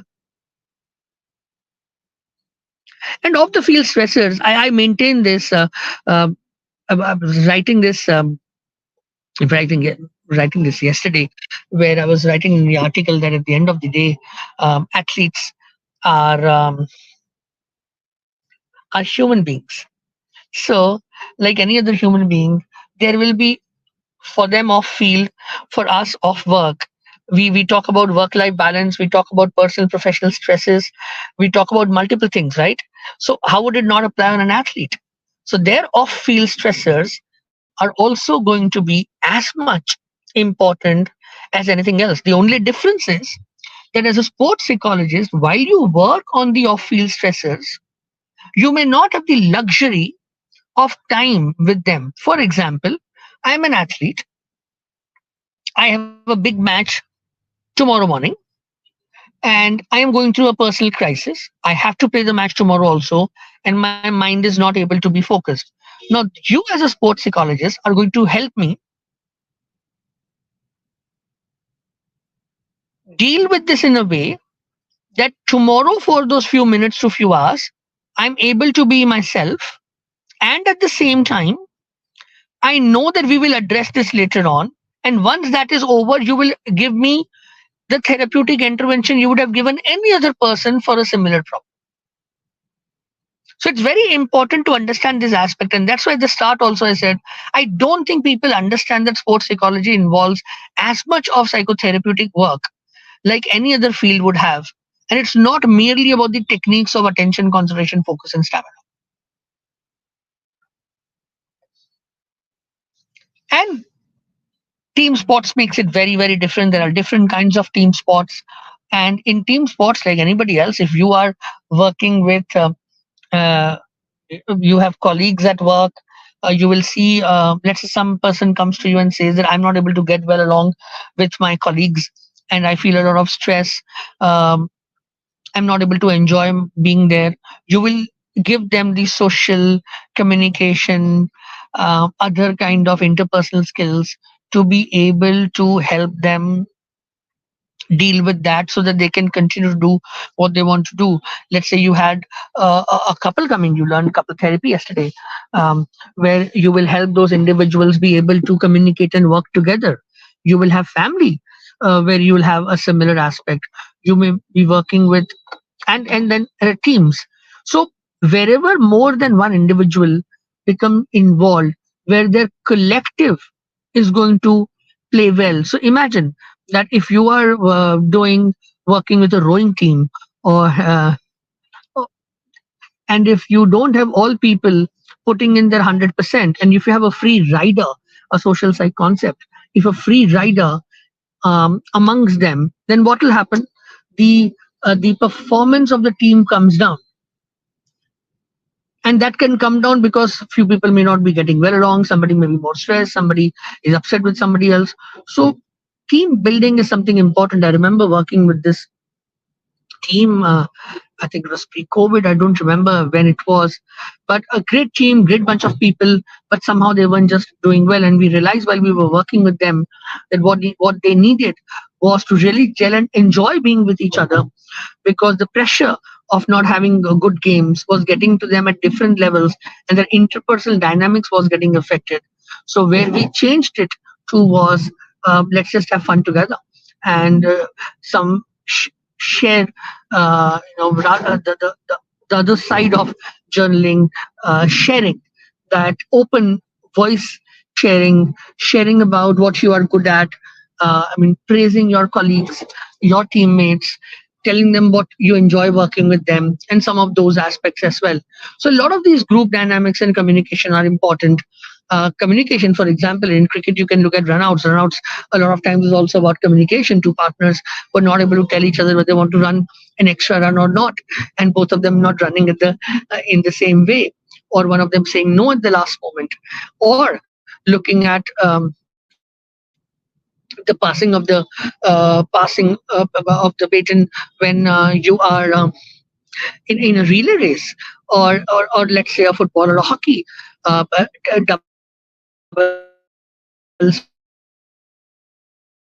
doubles, synchronized swimming, same with sports, team sports of gymnastics. So you will see a lot of these places where team aspect is going to play a significant role. And as a sports psychologist, you will need to help people focus on that communication where they are able to bring out the best in each other. But when they are struggling or they're having an interpersonal struggle, they are able to work through it with your help.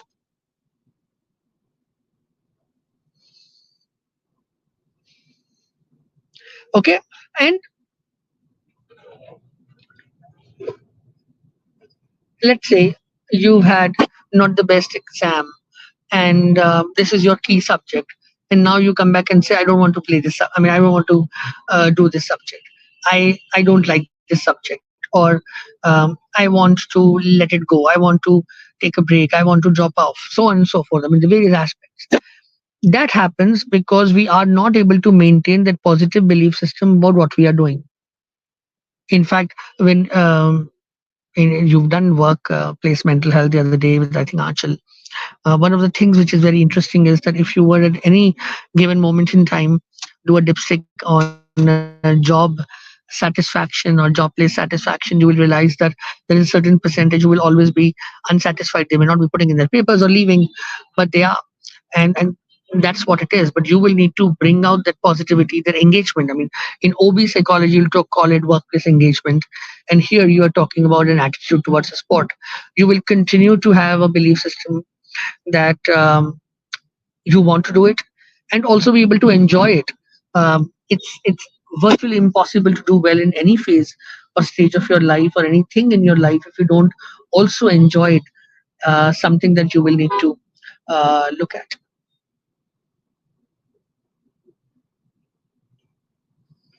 You know what we'll do is, I'm going to take a 2-minute break, and then we'll join back again, because I'm not able to see too many questions, and I'll just take a break and I'll be back, and I'll ask Roshan to give me some questions as well. And so I'm logging off, Roshi, and I'll log back on the link again in like 2 minutes.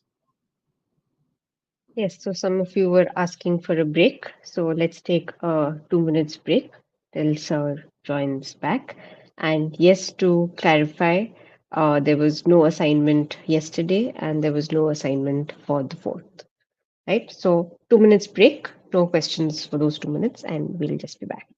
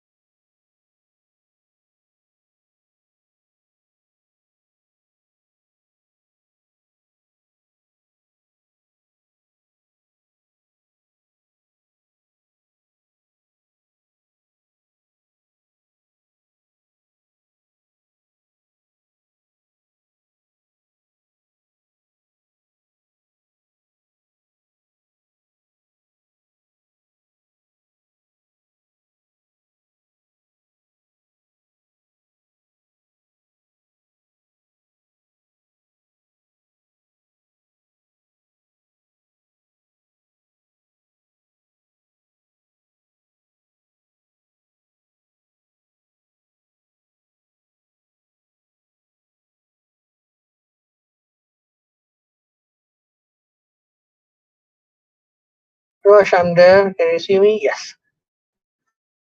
Okay, young people, we're back from our break where you had your chai and your water, and Roshni had juice.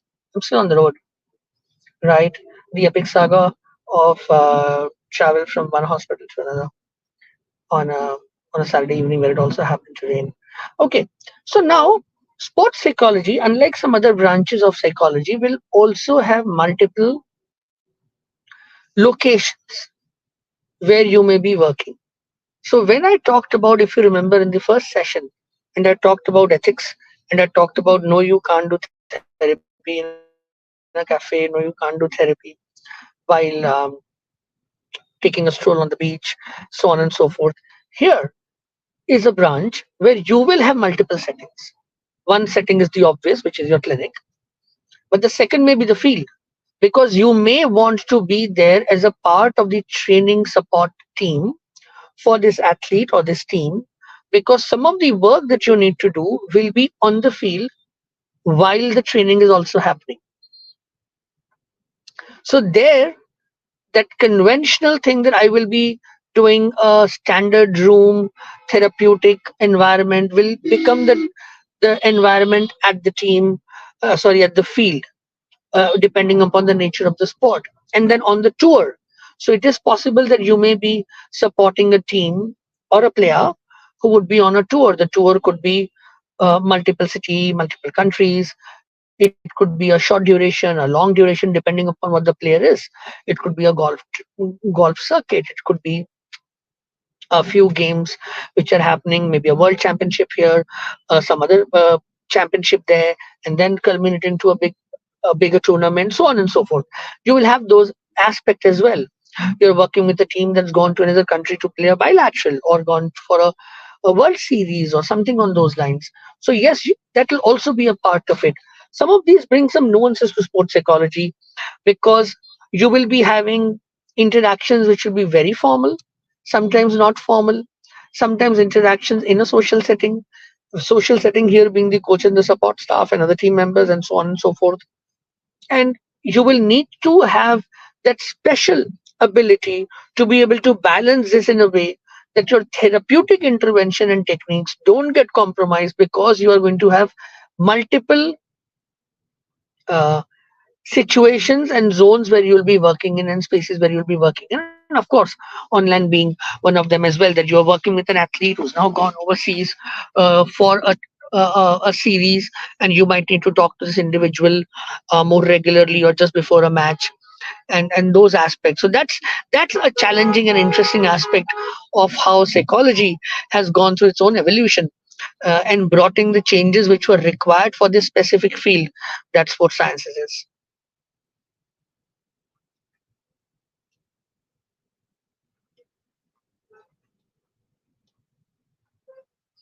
So a 360-degree approach here means that you will need to see sport as a psychologist also, um, as the 360-degree aspect, which means there is a role of a coach, there is a role of a nutritionist, there is a role of the exercise and physio, there is a role of practices, there is a role of support staff, there are so many other aspects, and then there is this human factor, and that human may have their own interpersonal and other dynamic aspect as well. So you look at all of those aspects and then you work in sport. So you will need to be aware about these things. So you would need to know that this match is an away match, this match is on this kind of a field, these are the challenges of it. So these are the challenges the athlete I'm working with will go through. It could be, let's say, the nature of the pitch. If you are reading recently about the Olympics, and you may have read a bit about the swimming related competition, and how some athletes are feeling a bit of a challenge because swimming is going to happen in a slightly different space. So you will have to understand that there are all of these aspects, and that 360 degrees aspect of sports training, and then you fit psychology in that entire aspect of training, but you need to be aware about the training as well, and that's something that needs to be looked into. Yeah, let's talk about certain techniques. Goal setting. Now, setting, like any other aspect of our life, will have a couple of things, which means it's not just your. I mean, the goal will be a collective goal. You and I are both being a part of it. The goal will also be based on priority. So obviously, if I have a math exam tomorrow, I can be planning for my entrance exam, which is 10 days from now. And similarly, if I have, um, how do I figure my sense of priority in terms of energy and what I bring on the field at this time? How do I manage my motivation? How do I deal with my confidence? And most importantly, discipline. In any case, young people, without discipline, you will not do well. Nobody does well without discipline. It's not happening. Rosh, I think we move forward. Previous. Yeah. So, so goal setting. So these are aspects. Then you look at the short-term, specific, and measurable goals and time-bound goals. Again, in the field of sports psych, you will also see that this aspect of measurable and time-bound will have its own importance. So, for example, if I am playing, let's say, in the Olympics, and Olympics comes every 4 years, and my sport's highest is the Olympics, and so I need to make sure that I understand that if the Olympics are coming about 20 odd days, or my match is in 20 days, I need to prepare according to that, and not according to a 30-day or a 40-day plan. If it's in 20 days, I need to now have a 20-day plan. Similarly, if I am, let's say, a player who's uh, in the early stage of my career, I can today plan for something that's happening 2 years down the lane. I will also need to look at process and outcome both. Outcome can't be ignored because outcome is a part of the process and outcome is a learning for me. At the same time, it's a process which results into the outcome. If my process did not give me the desired outcome, I need to change my process and to figure out in what part of my process I needed to go through a change. So both process and outcome are important. The reason why we mentioned this here is because outcome is important. It won't be as abstract that it doesn't matter what the result is. The result matters, but the result may not necessarily be the end of it all, even if you've done exceptionally well, because there is still something that's going to happen after that as well. So those aspects of goal setting and the fact that you keep challenging yourself by having achievable goals and then you keep raising the bar of what you want to achieve. That's how you maintain a long-term success in this field. So the plateau in performance does not give a long-term result. That consistent rise, because the competition will also keep adapting to how well you are doing. And at the end of the day, you'll need to own the goals. Now, behavioral conditioning is a very important aspect of sports psych, understanding condition responses to stress. So, for example, when you use, let's say, biofeedback, now if I'm not able to have balanced breathing techniques, if I'm a shooter or an archer, if I am not able to know when to stop my breathing, breathe in, breathe out, or if I get so tense that my muscles start spasming, or if I'm having more perspiration, my heart's racing faster, I'm not able to, because when I have to run, I need to maintain that focus. But when I start feeling that stress, it affects my body's functionality also, not just my mind's focus. So that conditioned aspect of sports is something that needs to be looked into. So whether it is used of extension, stimulus discrimination, successive approximations, all of them, like what you would have had in behavioral therapy, right? So it'll give me a 2-3 second break. I'm going to ask Roshni. Roshni, tell us what extension is.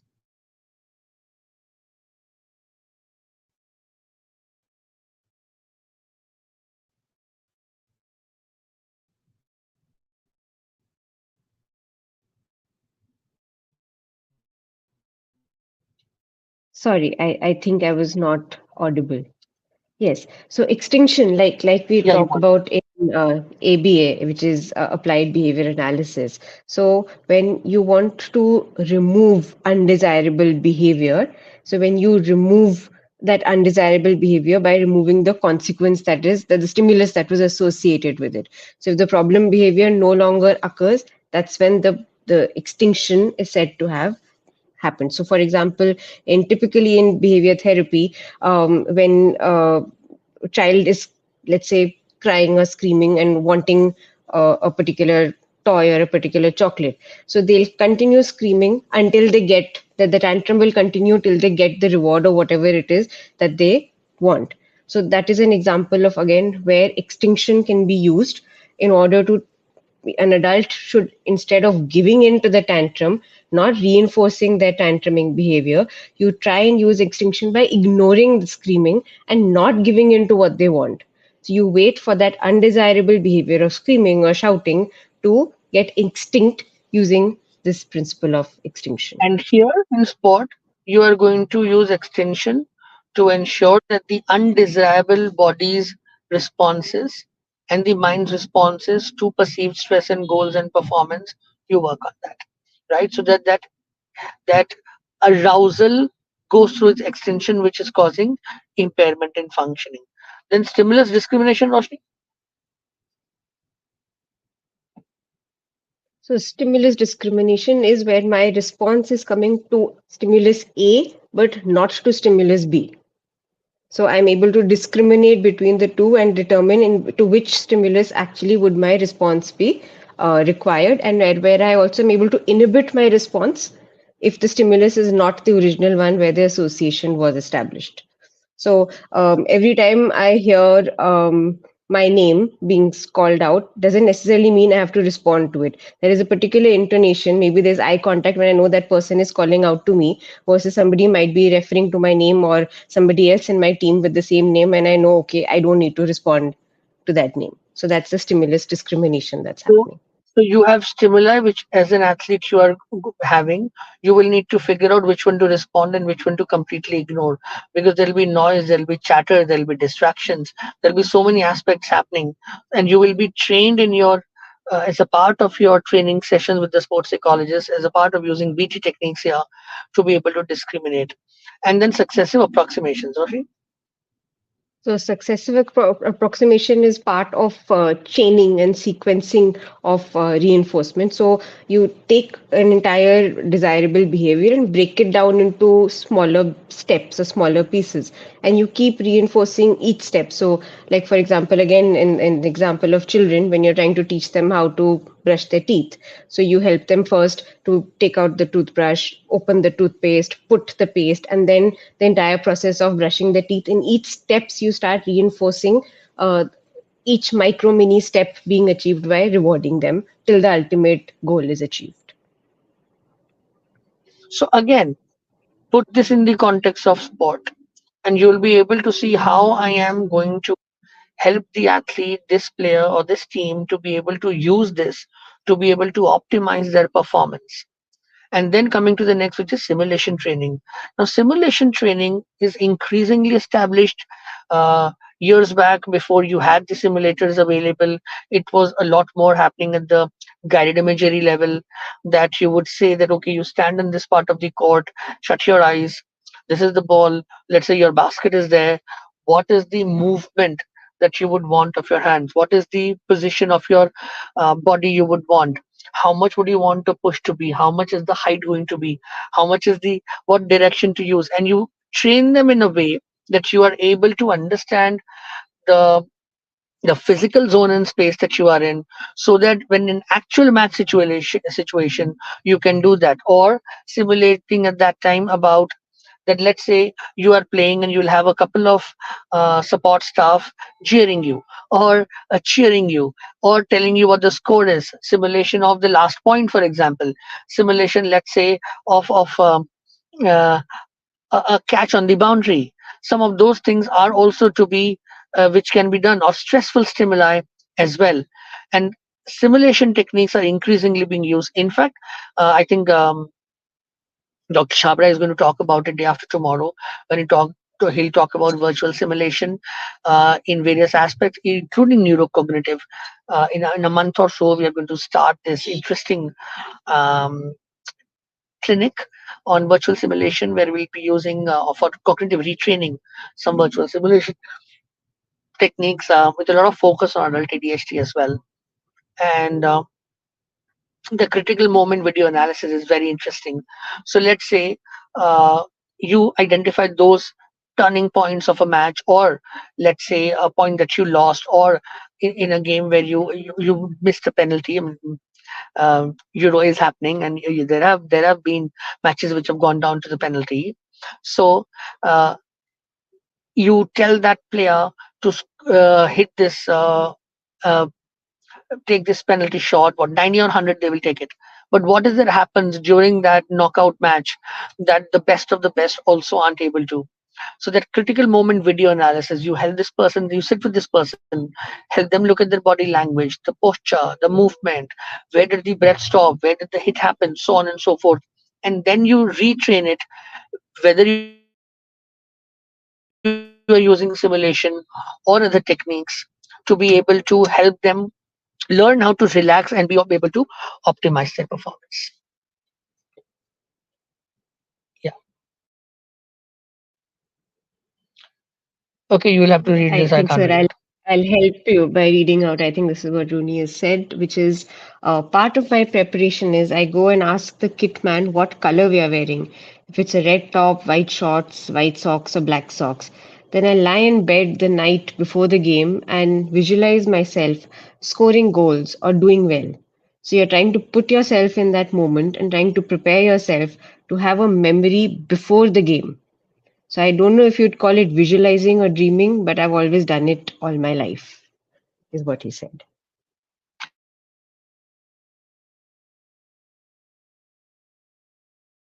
Very interesting, isn't it? I mean, look at is also the visualization here is also scoring a goal at a certain place with the kit, because in this case the color of the kit does change and does matter. And why do you think when two teams are playing with similar colors, they still prefer a certain color over the other color if they have to change their jersey? Primarily because of the psychological impact as well. And this is a very interesting example from a remarkable career that Rooney's had.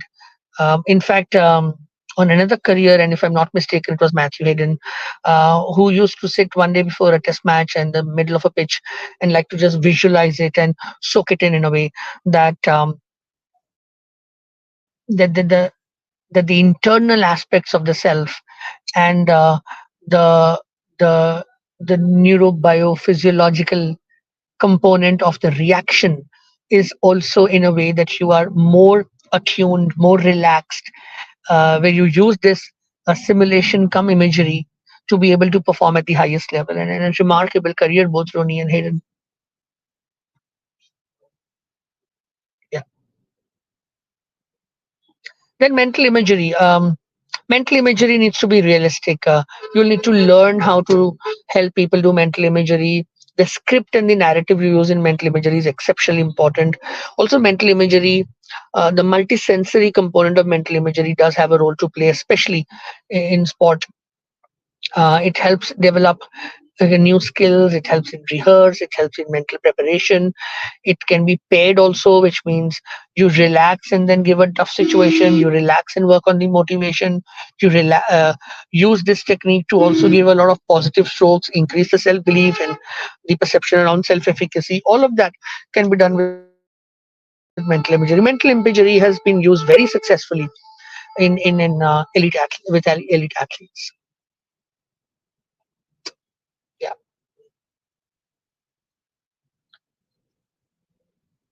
Is there a graph?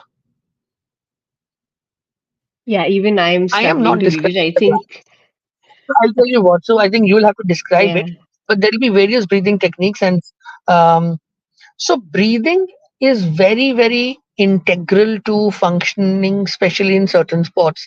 I'd earlier also talked about shooting and archery, which means when do you stop your breath, when do you exhale, when do you inhale around that shot.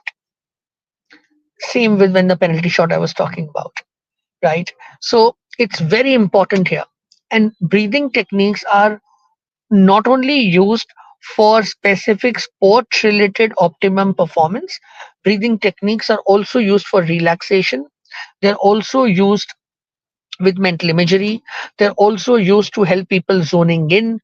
There are various techniques around it. So those aspect needs to be seen. You will need to learn breathing techniques, various aspects of them, not the conventional Jacobson that we only do. A lot more different styles and kinds of breathing techniques to help people reach an optimum performance. And that was the example from shooting. I'm not sure whose image this is, but I don't know why, but it feels like Abhinav. So if it is Abhinav, I must shout out for an absolute brilliant, not just a player. I have a lot of respect for Abhinav primarily because also the kind of mental health advocate that he has been. If any one of you follow on Abhinav on social, then you realize that continuously talks about mental health, the importance of mental health, has been involved in the mental health program. In fact, that course that Divya has done through the International Olympic Association, has been a part of that committee as well, and continues to work and talks about sports and life and sports and the mental health aspect. So and I think his gold medal is etched in memory and certainly will be missed in time for sure. Next. Biofeedback. So now there will be different kinds of biofeedback machines, from pulse to skin conduction to EG to respiratory rate, body temperature. There'll be lots of aspects to it. You are using biofeedback for an instant learning of the mind of how the body is feeling, and then getting the control on the mind of the mind on the body, which means my mind is able to control how my body behaves in various situations. So, for example, if I have a very stressful situation and if my pulse rate is going up, I'll use my biofeedback training to control that pulse rate down to be able to stay relaxed enough to perform well. Or if my breathing has been impacted, or if I'm feeling a lot of stress, I use biofeedback to reduce the levels of my stress. It helps me with precision excellence, that special, because sport has a lot of aspect of precision, the exactness that sport is when it comes to performing at a high level. So that aspect of how do you handle the heightened physiological control, and that aspect, that because physiology, my autonomic systems are hyperactive in a way, I train my brain, my mind to be able to control that and bring it down, to be able, and because I get a constant visual feedback, a visual feedback, I'm able to learn that training a lot more. Biofeedback has a lot of role in performance enhancement.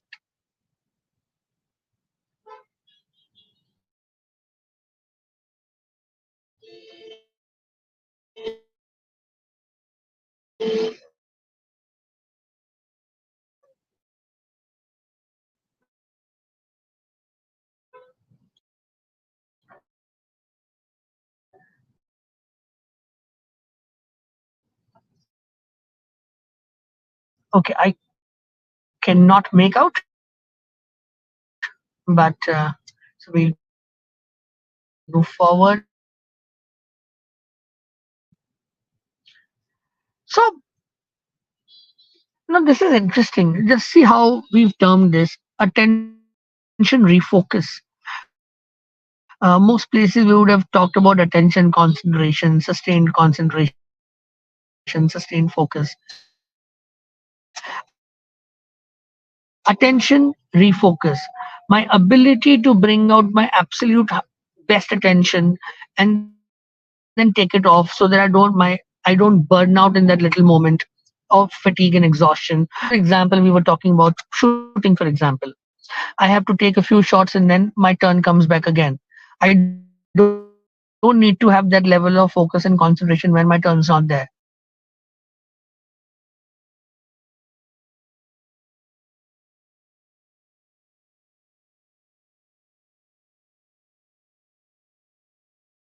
can just focus on my breathing and focus on my movement and I think we've lost Sir.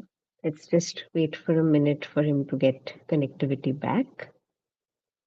But in the meantime, so when we're talking of attention refocus, like he's saying, so attention concentration, um, it's not about, yes, I think Sir is back. One second. Okay, we'll have to keep doing this because right now I'm on the highway and I'm kind of struggling with this. So before I lose this, because there's something very interesting and I find it very interesting, which is the ability to switch off and switch on. Because I can't stay switched on continuously, and I'll have a sense of a burnout, uh, a mini burnout or a micro burnout for those few hours if I were to try and do that. And if my turn comes, I need to be focused during my turn and then learn to switch off also. Even in cricket, for example, I'm facing a bowler, and between two balls bowled to me, I still have a few moments. How do I switch off and switch on? That's very, very important to maintain a high level of functionality. So you focus on the controllable, you ignore the uncontrollable. You focus on the behavior, which is what I'm going to do when the ball comes to me, rather than the thoughts, is it going to come here, is it going to come there? But more importantly, the flexibility of focus, so that heightened focus can be maintained in those micro moments for finding the athlete or the player while you are working with them.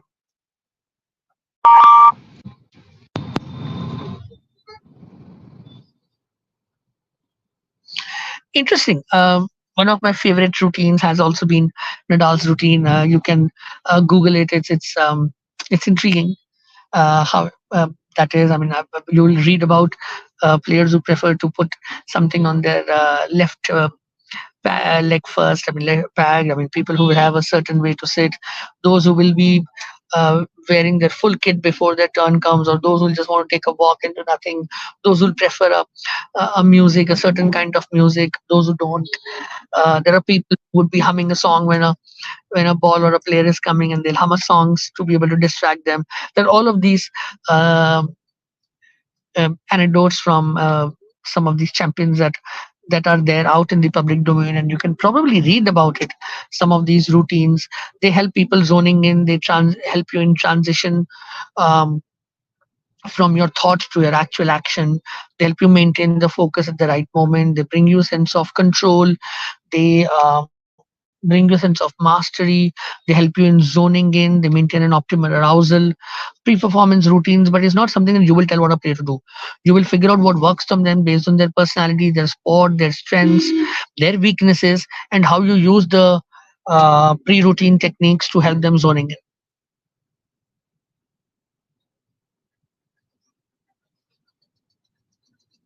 Body language is an absolute important one, and you will be able to see it. And I'll suggest again, you can watch some videos of some famous matches and see how shoulders drooping can have an impact. See how the eye contact or the the stoop down posture can actually take you down vis-a-vis how you use the body language to instill a bit of a confidence. The rugby pre-match routine of the New Zealand team is very, very intriguing. If you've not seen it, you must see it. It's very it has its own intimidating component as well to the opponent, but at the same time, and recently there was a very interesting thing done by some other team. I don't remember who. So you have the New Zealand team's routine, and they had their own routine, and how they played with the mind was interesting, and that helps in maintaining your arousal. It also helps you maintain your emotions, and it also has a bit of an impact on the competition.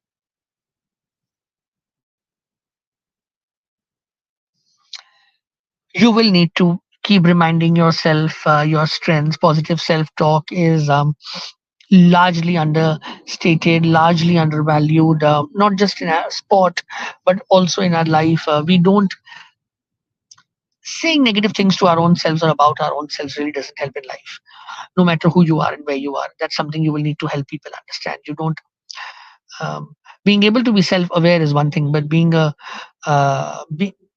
doing negative self-criticism typically would never help. So positive self-talk will help you raise the bar of your performance because it helps you with your autonomic functions also. It helps you with your body's functionality also. It brings the thought, the mind at a better focus, and it overall creates not just your confidence, but it has a direct impact on your performance.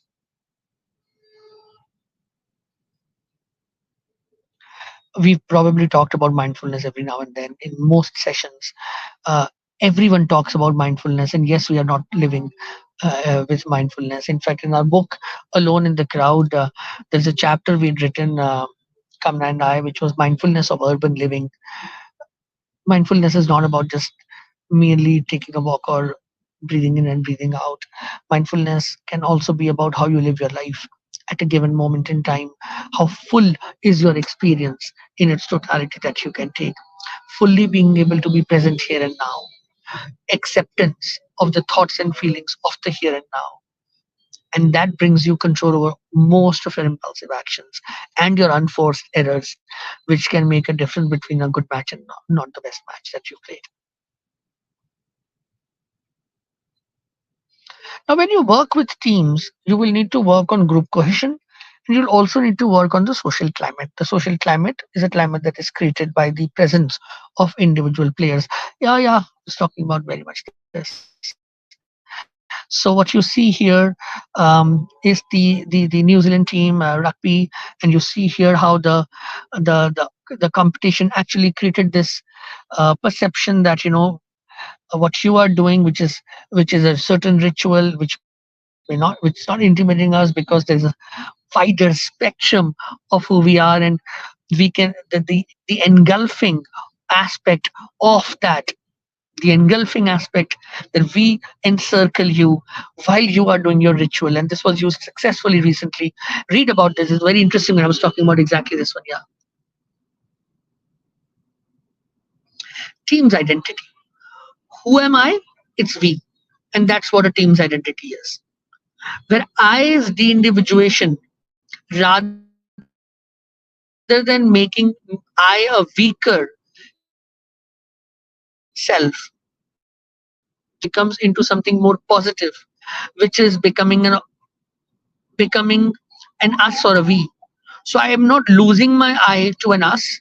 I am becoming a bigger version of my I by becoming an us. So very different aspect which is happening here. So something one needs to understand, that you will see losing of the identity in a group. You've largely heard that in a negative sense. Here you are talking about the strengthening of the identity of the self because of the identity of the team, and strengthening of the team's identity because of the stronger sense of self of individuals. And that's what you create. You help create the team that you are working with.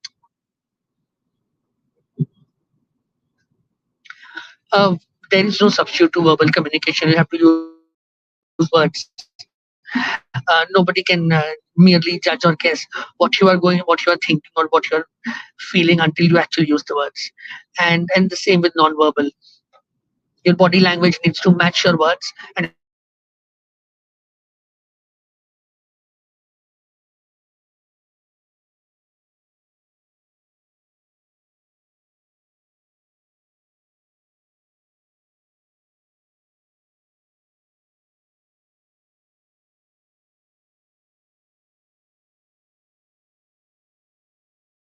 think we've lost her again. Let's just wait till he's able to get network.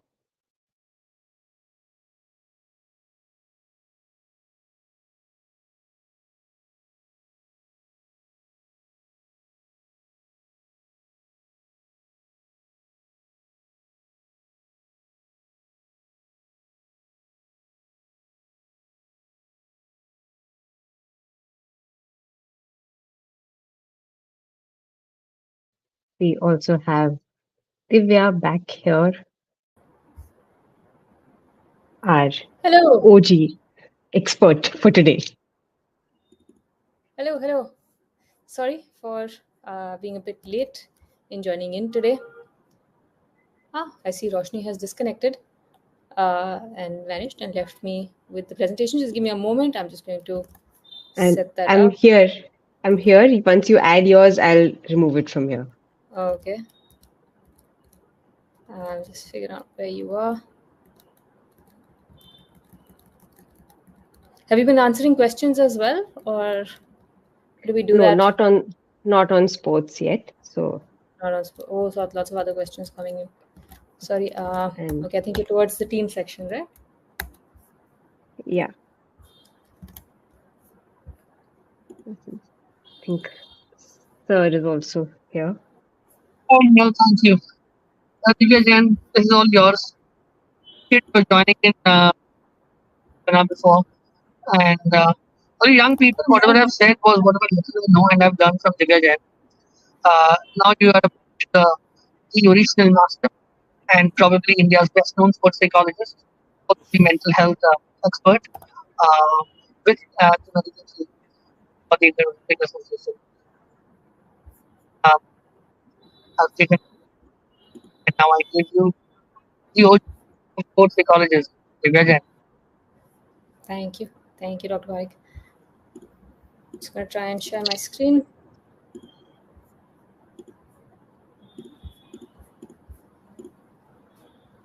Roshni, do we have that? Yeah, just one sec. Okay. Have you covered this point or not yet? Sir was just starting on this, so you can take over. Okay. All right. Great. Once again, sorry everyone for being late and creating a lot of chaos. Thank you for being patient. So we've spoken about the individual aspects, and we're now talking about the team-related aspects. This one is fairly simple, something we all understand even from other aspects of psychology, which is that if a team has to play together and win together, then they have to be able to get along with one another. We've actually seen this. I don't know if you all have watched, let's say, the Euro Cup happening. Notice the different reactions the different players had when they won a penalty, when they lost a penalty. What happens when a young upcoming player loses an important penalty kick? What kind of support do they get at that time? How does that impact what happens moving forward? So as a sports psychologist, it's important to look at the verbal as well as non-verbal aspects of how people are communicating, because in teams you'll work with each person individually as well, but you'll also have to work with groups, and having a lot of these interactions with them, how to resolve conflicts, what kind of body language to have. In fact, you'll notice that, let's say one player makes a mistake, how does the other person respond? Do they have a scowl on their face? Do they look disappointment? Do they show that disappointment? And how does that impact not just the morale of that person, the morale of the entire team, and what happens moving forward? Does that person end up making more mistakes? Do they recover? All of those aspects are looked at in improving verbal and non-verbal communication. It's important to maximize individual responsibility also in team sports. Sometimes some players can feel more responsible, more important, while others feel that their role is not as important. What that does is it leads to a bit of social loafing. It can reduce your confidence levels as well. So we want to make sure that each person feels like they contribute, they have an important role to play, and the team is not complete without them, which is so true. If you look at sport like cricket, for example, 11 fantastic batters can't win your World Cup. You need the bowlers, you need the batters, you need the wicket keepers, the fielders, everyone coming together. And if any of those pieces are missing, chances are you're not going to do as well. Now we will talk about performance beyond sports psychology, beyond performance enhancement. So far, we've been talking about aspects of psychology, applied psychology, social psychology, learning theories, motivation, all of those aspects that are used to improve our performance, help us reach our goals, do better, win those gold medals. But I think we also need to talk about other aspects, because at the end of the day, athletes are human beings, right? And just like mental health struggles are something that anyone across the field can have, similarly athletes too sometimes can go through mental health challenges. So some important aspects to look at, think about it. A lot of you would be approximately 20 years of age, still starting out on a career. You probably have another 5-7 years before you establish yourself, but that's also the same time when an athlete is about to retire and start on their next career. So they're going to have a second career and have retired once already by the time most of us actually set up and start working. So career transitions is something that's very important for us to look at. This transition is not just about retirement, it's also about what it's like moving from juniors to seniors, right? When you're In your juniors category, you're the most successful player, you're everyone's favorite, you have the maximum runs, maximum score, and suddenly you move into the senior team and you're the junior most, suddenly, in a sense, the weakest player. How do you adjust to that transition? How do you adjust to the social aspects of that transition? What does that do to your confidence? What does retirement do to your sense of identity that has been so closely associated with you being an athlete? What does that do to your social circles, your social groups, support systems in place? So there's a lot of upheaval that goes on as athletes have these transitions happening every few years in their careers, a lot faster than most of us. And so giving them the support at that time to be able to maintain their confidence, sense of self, social support system, a sense of vision, direction, ensuring that they have a sense of what they want to do as their second career post their retirement also. We also work extensively with injured athletes. Mental health psychology actually plays a very significant role when it comes to injury, uh, because injury can really create a lot of psychological distress as well, right? One, you can't do the thing that you love doing. You also can't do the thing that your career, your livelihood can often depend on. You can be worried about whether you'll be able to bounce back. It can impact our schedules. I mean, notice what happens if you hurt your hand or you hurt your foot and you're on bed rest for a week or two. You'll find yourself getting agitated, irritated, your mood will go down. You won't have the same kind of routine as you did. Even your social interactions are going to start to change. So with injured athletes, it's especially important to provide them with that kind of support right through their rehabilitation journey. You want to help them set their goals so that they aren't trying too hard, they aren't trying too little, but they're sufficiently motivated. You want to focus on what is controllable for them to do, help them set their goals, motivate them to keep working on their rehabilitation. At times like this, relaxation and pain management, visualization, so that they can keep up with their technical training by simply visualizing what's happening, working on strategy is important. This is also when your lifestyle management is something that's going to be important. If an athlete looks at themselves only as an athlete and nothing else, then when they're injured, their entire sense of self gets impacted. But if you're a person who also plays sport and also has other hobbies, has a friend circle, has other things that they like to do, passions, interests that they have, then typically an injury will not have such a strong psychological impact, and that recovery is going to be faster. Like I said, there are also mental health related illnesses that could take place, which we also need to deal with. So, in fact, I'm just taking a snippet out of the IOC Mental Health Toolkit. The IOC is the International Olympic Commission, which has been working extensively in the area of athlete mental health. I mean, their efforts have been remarkable. Abhinav Bindra has been very closely associated. So, something he's mentioned, that human well-being must be at the heart of elite athlete performance. Athletes should feel empowered and nurtured both physically and mentally. Mental health and physical health are two halves of a whole, and care for both must be seen as a priority. Because in sports, we talk so much about physical health, but mental health is something that tends to get neglected at times. So, as we move towards performance, medals, marks, all of those things, we also have to make sure that the basic mental health well being of our players is good. Because if that's not there, then one, they're not happy, they're not healthy, and at the same time that performance is also not there. So just to give you some statistics, these are prevalence rates from, again, the IOC consensus statement published a couple of years back. They found that 33.6% of elite athletes reported symptoms of anxiety and depression. 49% athletes have reported sleep related problems. 19% athletes reported symptoms of alcohol misuse. And the most important aspect is that the stigma that you see in mental health across the globe is also something that you will find in the world of sport. In fact, sometimes it's possible that this stigma might be more in the field of sport, because expressing emotions is not really something that is looked up. It's something that's looked down upon. There is, you feel like, will a team drop me? Will my sponsor drop me? What about confidentiality? Will this person understand me? A lot of these challenges tend to come in, which is why often players are very hesitant in seeking support from a mental health professional. So I'll just run you through a few interesting initiatives by the IOC. So they've made a mental health action plan as part of the policy. And the reason I'm going through these is because it's important to understand what some of the bigger organizations in the world are doing and how they are actually promoting and supporting mental health. So there are a lot of mental health literacy initiatives that have been taking place. So the toolkit is one. There's an Athlete 365 channel online as well. You can search for it on X, on Instagram. There's a website as well. So lots of bite-sized contents for athletes to look at, to learn from.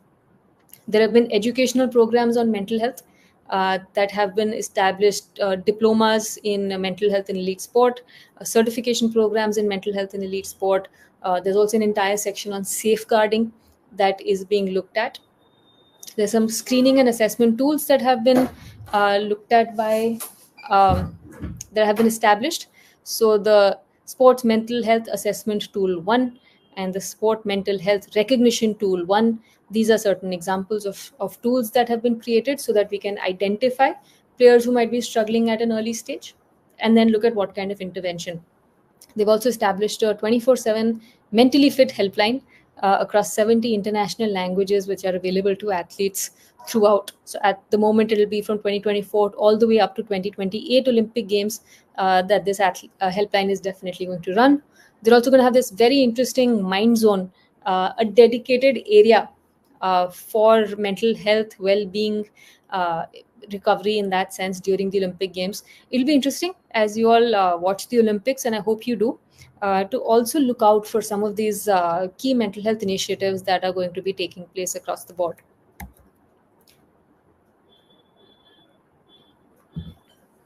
At the same time, so now let's just move beyond sports. A lot of what you've noticed is aspects of performance psychology.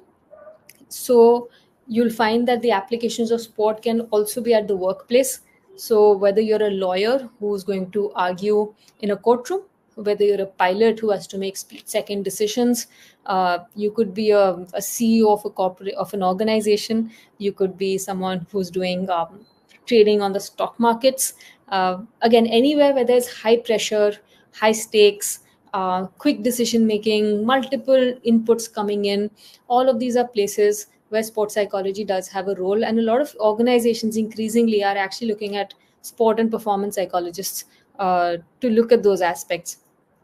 Similarly, just like sport, you'll also find its application in the performing arts. So even if you're, let's say, a dancer, you're a singer, you're into theater, you're into debating, again, the same performance pressures, the same social evaluation, the same shifts in focus that Roshni and Dr. Parekh would have spoken about. So that's another place where where sports psychology does have a role. And in exercise as well, it's, you'll recognize that it's one thing to take membership at a gym and another thing to actually use that gym or to exercise. In any case, motivation to exercise often tends to drop, and this is where a lot of research emphasis is also in terms of how to encourage a healthy lifestyle, how to keep people motivated, how to get people to enjoy exercising so that people are healthier, fitter at large. And last but not least, cannot end a session on sports psychology without talking about a culture of sport. Sport is, it's not just a field, it's not just a bat and a ball or a racket. Sport is a vehicle for social change. There is so much that potential that sport has to actually impact people. It teaches so many life skills. It can help people lead more productive lives, not get into risk taking activities, create a social circle, stay physically fit. There's also so much to learn from athletes, from these role models who are able to reach the absolute pinnacle of human performance. And I think all of us have a commitment to make if we're believe in mental health and well-being, then to work towards building a culture of sport, right? Watch sports, and ideally go beyond cricket as well. So Euro Cups are happening, Wimbledon is happening, most importantly the Olympic Games are coming. So many fascinating sports, so many fascinating stories of athletes. Read about these athletes, read about their journeys, what are the highs and lows that they've experienced, how they've bounced back. These are the conversations that we need to have. And don't just watch a sport, play a sport as well. No matter what age, no matter what shape, physical health you're in, you can always take some time out to play a sport. One fine day, instead of going for a movie, book a court, play a game with your friend. And if we're able to do that collectively, watch sport, play sport, talk about sport, feel like and believe that we are a sporting nation, then our upcoming generations are going to be a lot healthier, a lot happier, a lot more resilient. And hopefully, there will be a lot more medals coming our way at the Olympics.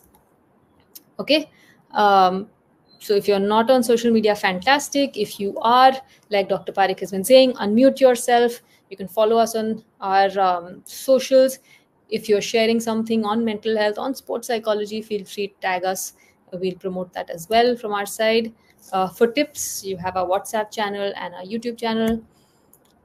And if you have any questions, then you can feel free to call us and email us. I'm sure you have these details by now already. This is our stress helpline, 24/7 stress helpline. This is the number. I hope you all have it. Feel free to share it. All right. So that brings us to the end of our presentation. I'm just going to see a few questions that we can answer. There is going to be an assignment today. We're going to keep it simple, have 10 MCQ questions. Some of these questions have probably been discussed in the presentation. Some have not directly been discussed.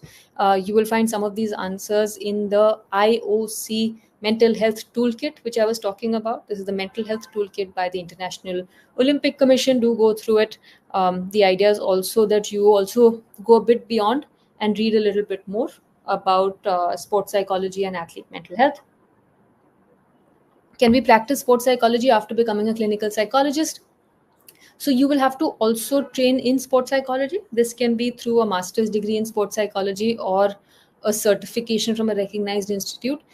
Without either of those, you may not have the requisite training to be able to work in the field of sports psychology. You can still look at the mental health aspect of athletes. How to take sports psychology after masters, same thing. You can look at certifications or you can look at masters programs. What is the scope of sports psychology in India? It's growing. Sport is growing. With every successive Olympic game cycle, we're trying to get more and more medals, and we're pretty sure that we are going to. Sports is increasing. You'll see leagues coming up, more emphasis on various kinds of sports. So where sports increases, there sports psychology will increase as well. Okay. Yes, full form of IOC is International Olympic Commission. Any other questions?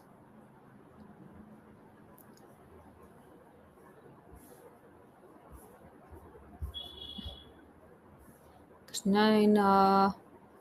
Okay, looking to see if there are any more questions related to sports psychology. You guys if you're complaining about not getting assignments, you should be happy that there are not any more assignments, but we do have an assignment today. Just scanning. I am not being able to see more questions on sports psychology. Guys, if any of you have questions, we have another 10-15 minutes. Feel free to ask whatever comes to your mind related to sport and performance psychology. Can you explain how extinction works in the field of sports psychology?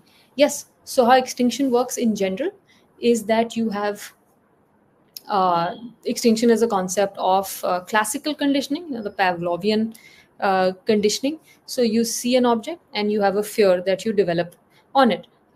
You see a snake and automatically you have a fear response because you feel that is a threatening situation. So I'll explain to you how conditioning works in the field of sports psychology. Extinction. So let's say you had a penalty kick that you had to make, and it was a high stakes, very important match, and you end up missing that penalty.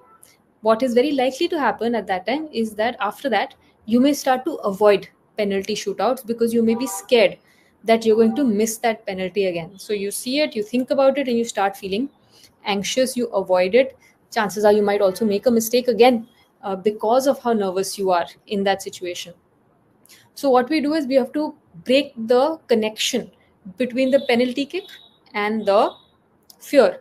that you're experiencing. So how do we do that? We do that through gradual exposure, right? So that would mean you first just have a football net, no goalie, just the ball, just the player, no one else around, from a close enough distance, and you start kicking the ball into the net. Gradually, you increase that distance. Then, what you do is you get a stationary goalkeeper, not one that moves. Then you do it, increase that distance. Then you start getting a goalkeeper who also moves to some extent, then gradually more.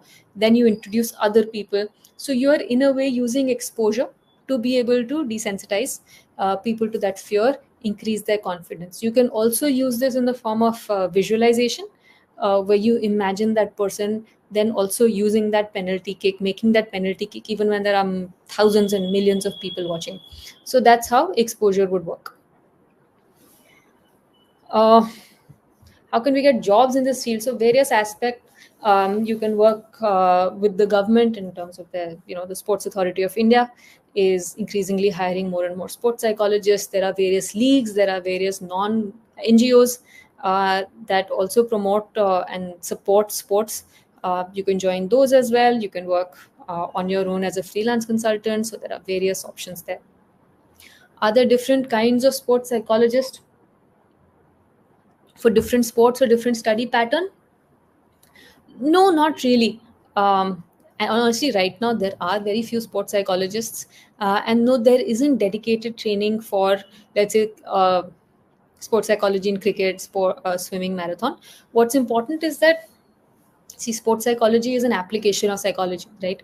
So everything that you would have spoken about today is something that you will read in your general psychology books, your social psychology books, and then you start applying them. So if you have an understanding of psychology and you have understanding of the sport, the psychological demands of the sport, the technical demands of the sport, if you're able to understand that and then apply principles of sports psychology, you should be able to apply it, right? You'll have, so there are both aspects, right? So yes, maybe in a game like shooting, you need to relax yourself more, you need to focus more on your breathing, slow down your heart rate. At the same time, if you look at a game like wrestling or boxing, you need to probably psych up, get more energetic, get more excited. So yes, there'll be a difference there, but you need to understand both. At the same time, even in two athletes of the same sport, they can have very different patterns. So let's say, not the same sport, but let's take a Michael Phelps and an Usain Bolt, right? Both are looking at racing in different mediums, but it's a sprint or a race in both cases. But a Phelps would prefer quiet, calm environment in the locker room before the swim, whereas Usain Bolt would like a lot of noise, a lot of excitement, cheering from the crowds. So there will be individual differences as well. There'll be sport specific differences as well. But you don't need specific training, specific courses in each every sport. Sports psychology certification courses, you'll have to look that up. I'm sorry, I won't know the exact courses that are available right now in terms of certifications.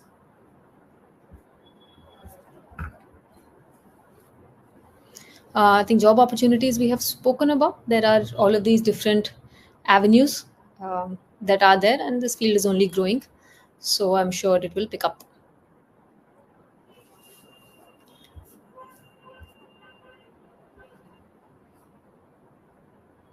Okay, if there are no more questions, Roshni, any house rules before we end? Thank you so much, Divya, for joining it right at the end and answering at least the questions. And you can feel free to reach out to us for the questions, guys. The assignment link has been put up in the description and in the comments. It's been pinned as usual. No, yesterday there was no assignment. Day 4 there was no assignment. There will be now tomorrow and day after another assignment. And your day 10 and your neuropsych assignment, the limit has been increased. So for those of you who weren't able to upload your images, you can try and do that now. Otherwise, it's not mandatory. So I have one that's more it then. assignment for you, which is not mandatory, but if you want to, the Wimbledon finals are on over the weekend. Watch them, right? And then think about what Roshni ma'am and Dr. Sameer Parekh have taught you. and see how you can apply them. This is not mandatory, but like I said, watch your sport. This weekend is full of sports. There's Wimbledon, there's Euro Cup happening, lots of excitement. So if Roshni ma'am has not given an assignment yesterday, I'm giving you a bonus one. Yes, please do that and please enjoy on the weekend also. And we will see you tomorrow with another interesting topic on crisis intervention with two, again, expert speakers. So I may not be there tomorrow, but Anuna ma'am, I think, will be there to help you all. Bye. And thank you so much, Divya, for taking out time. Thank you.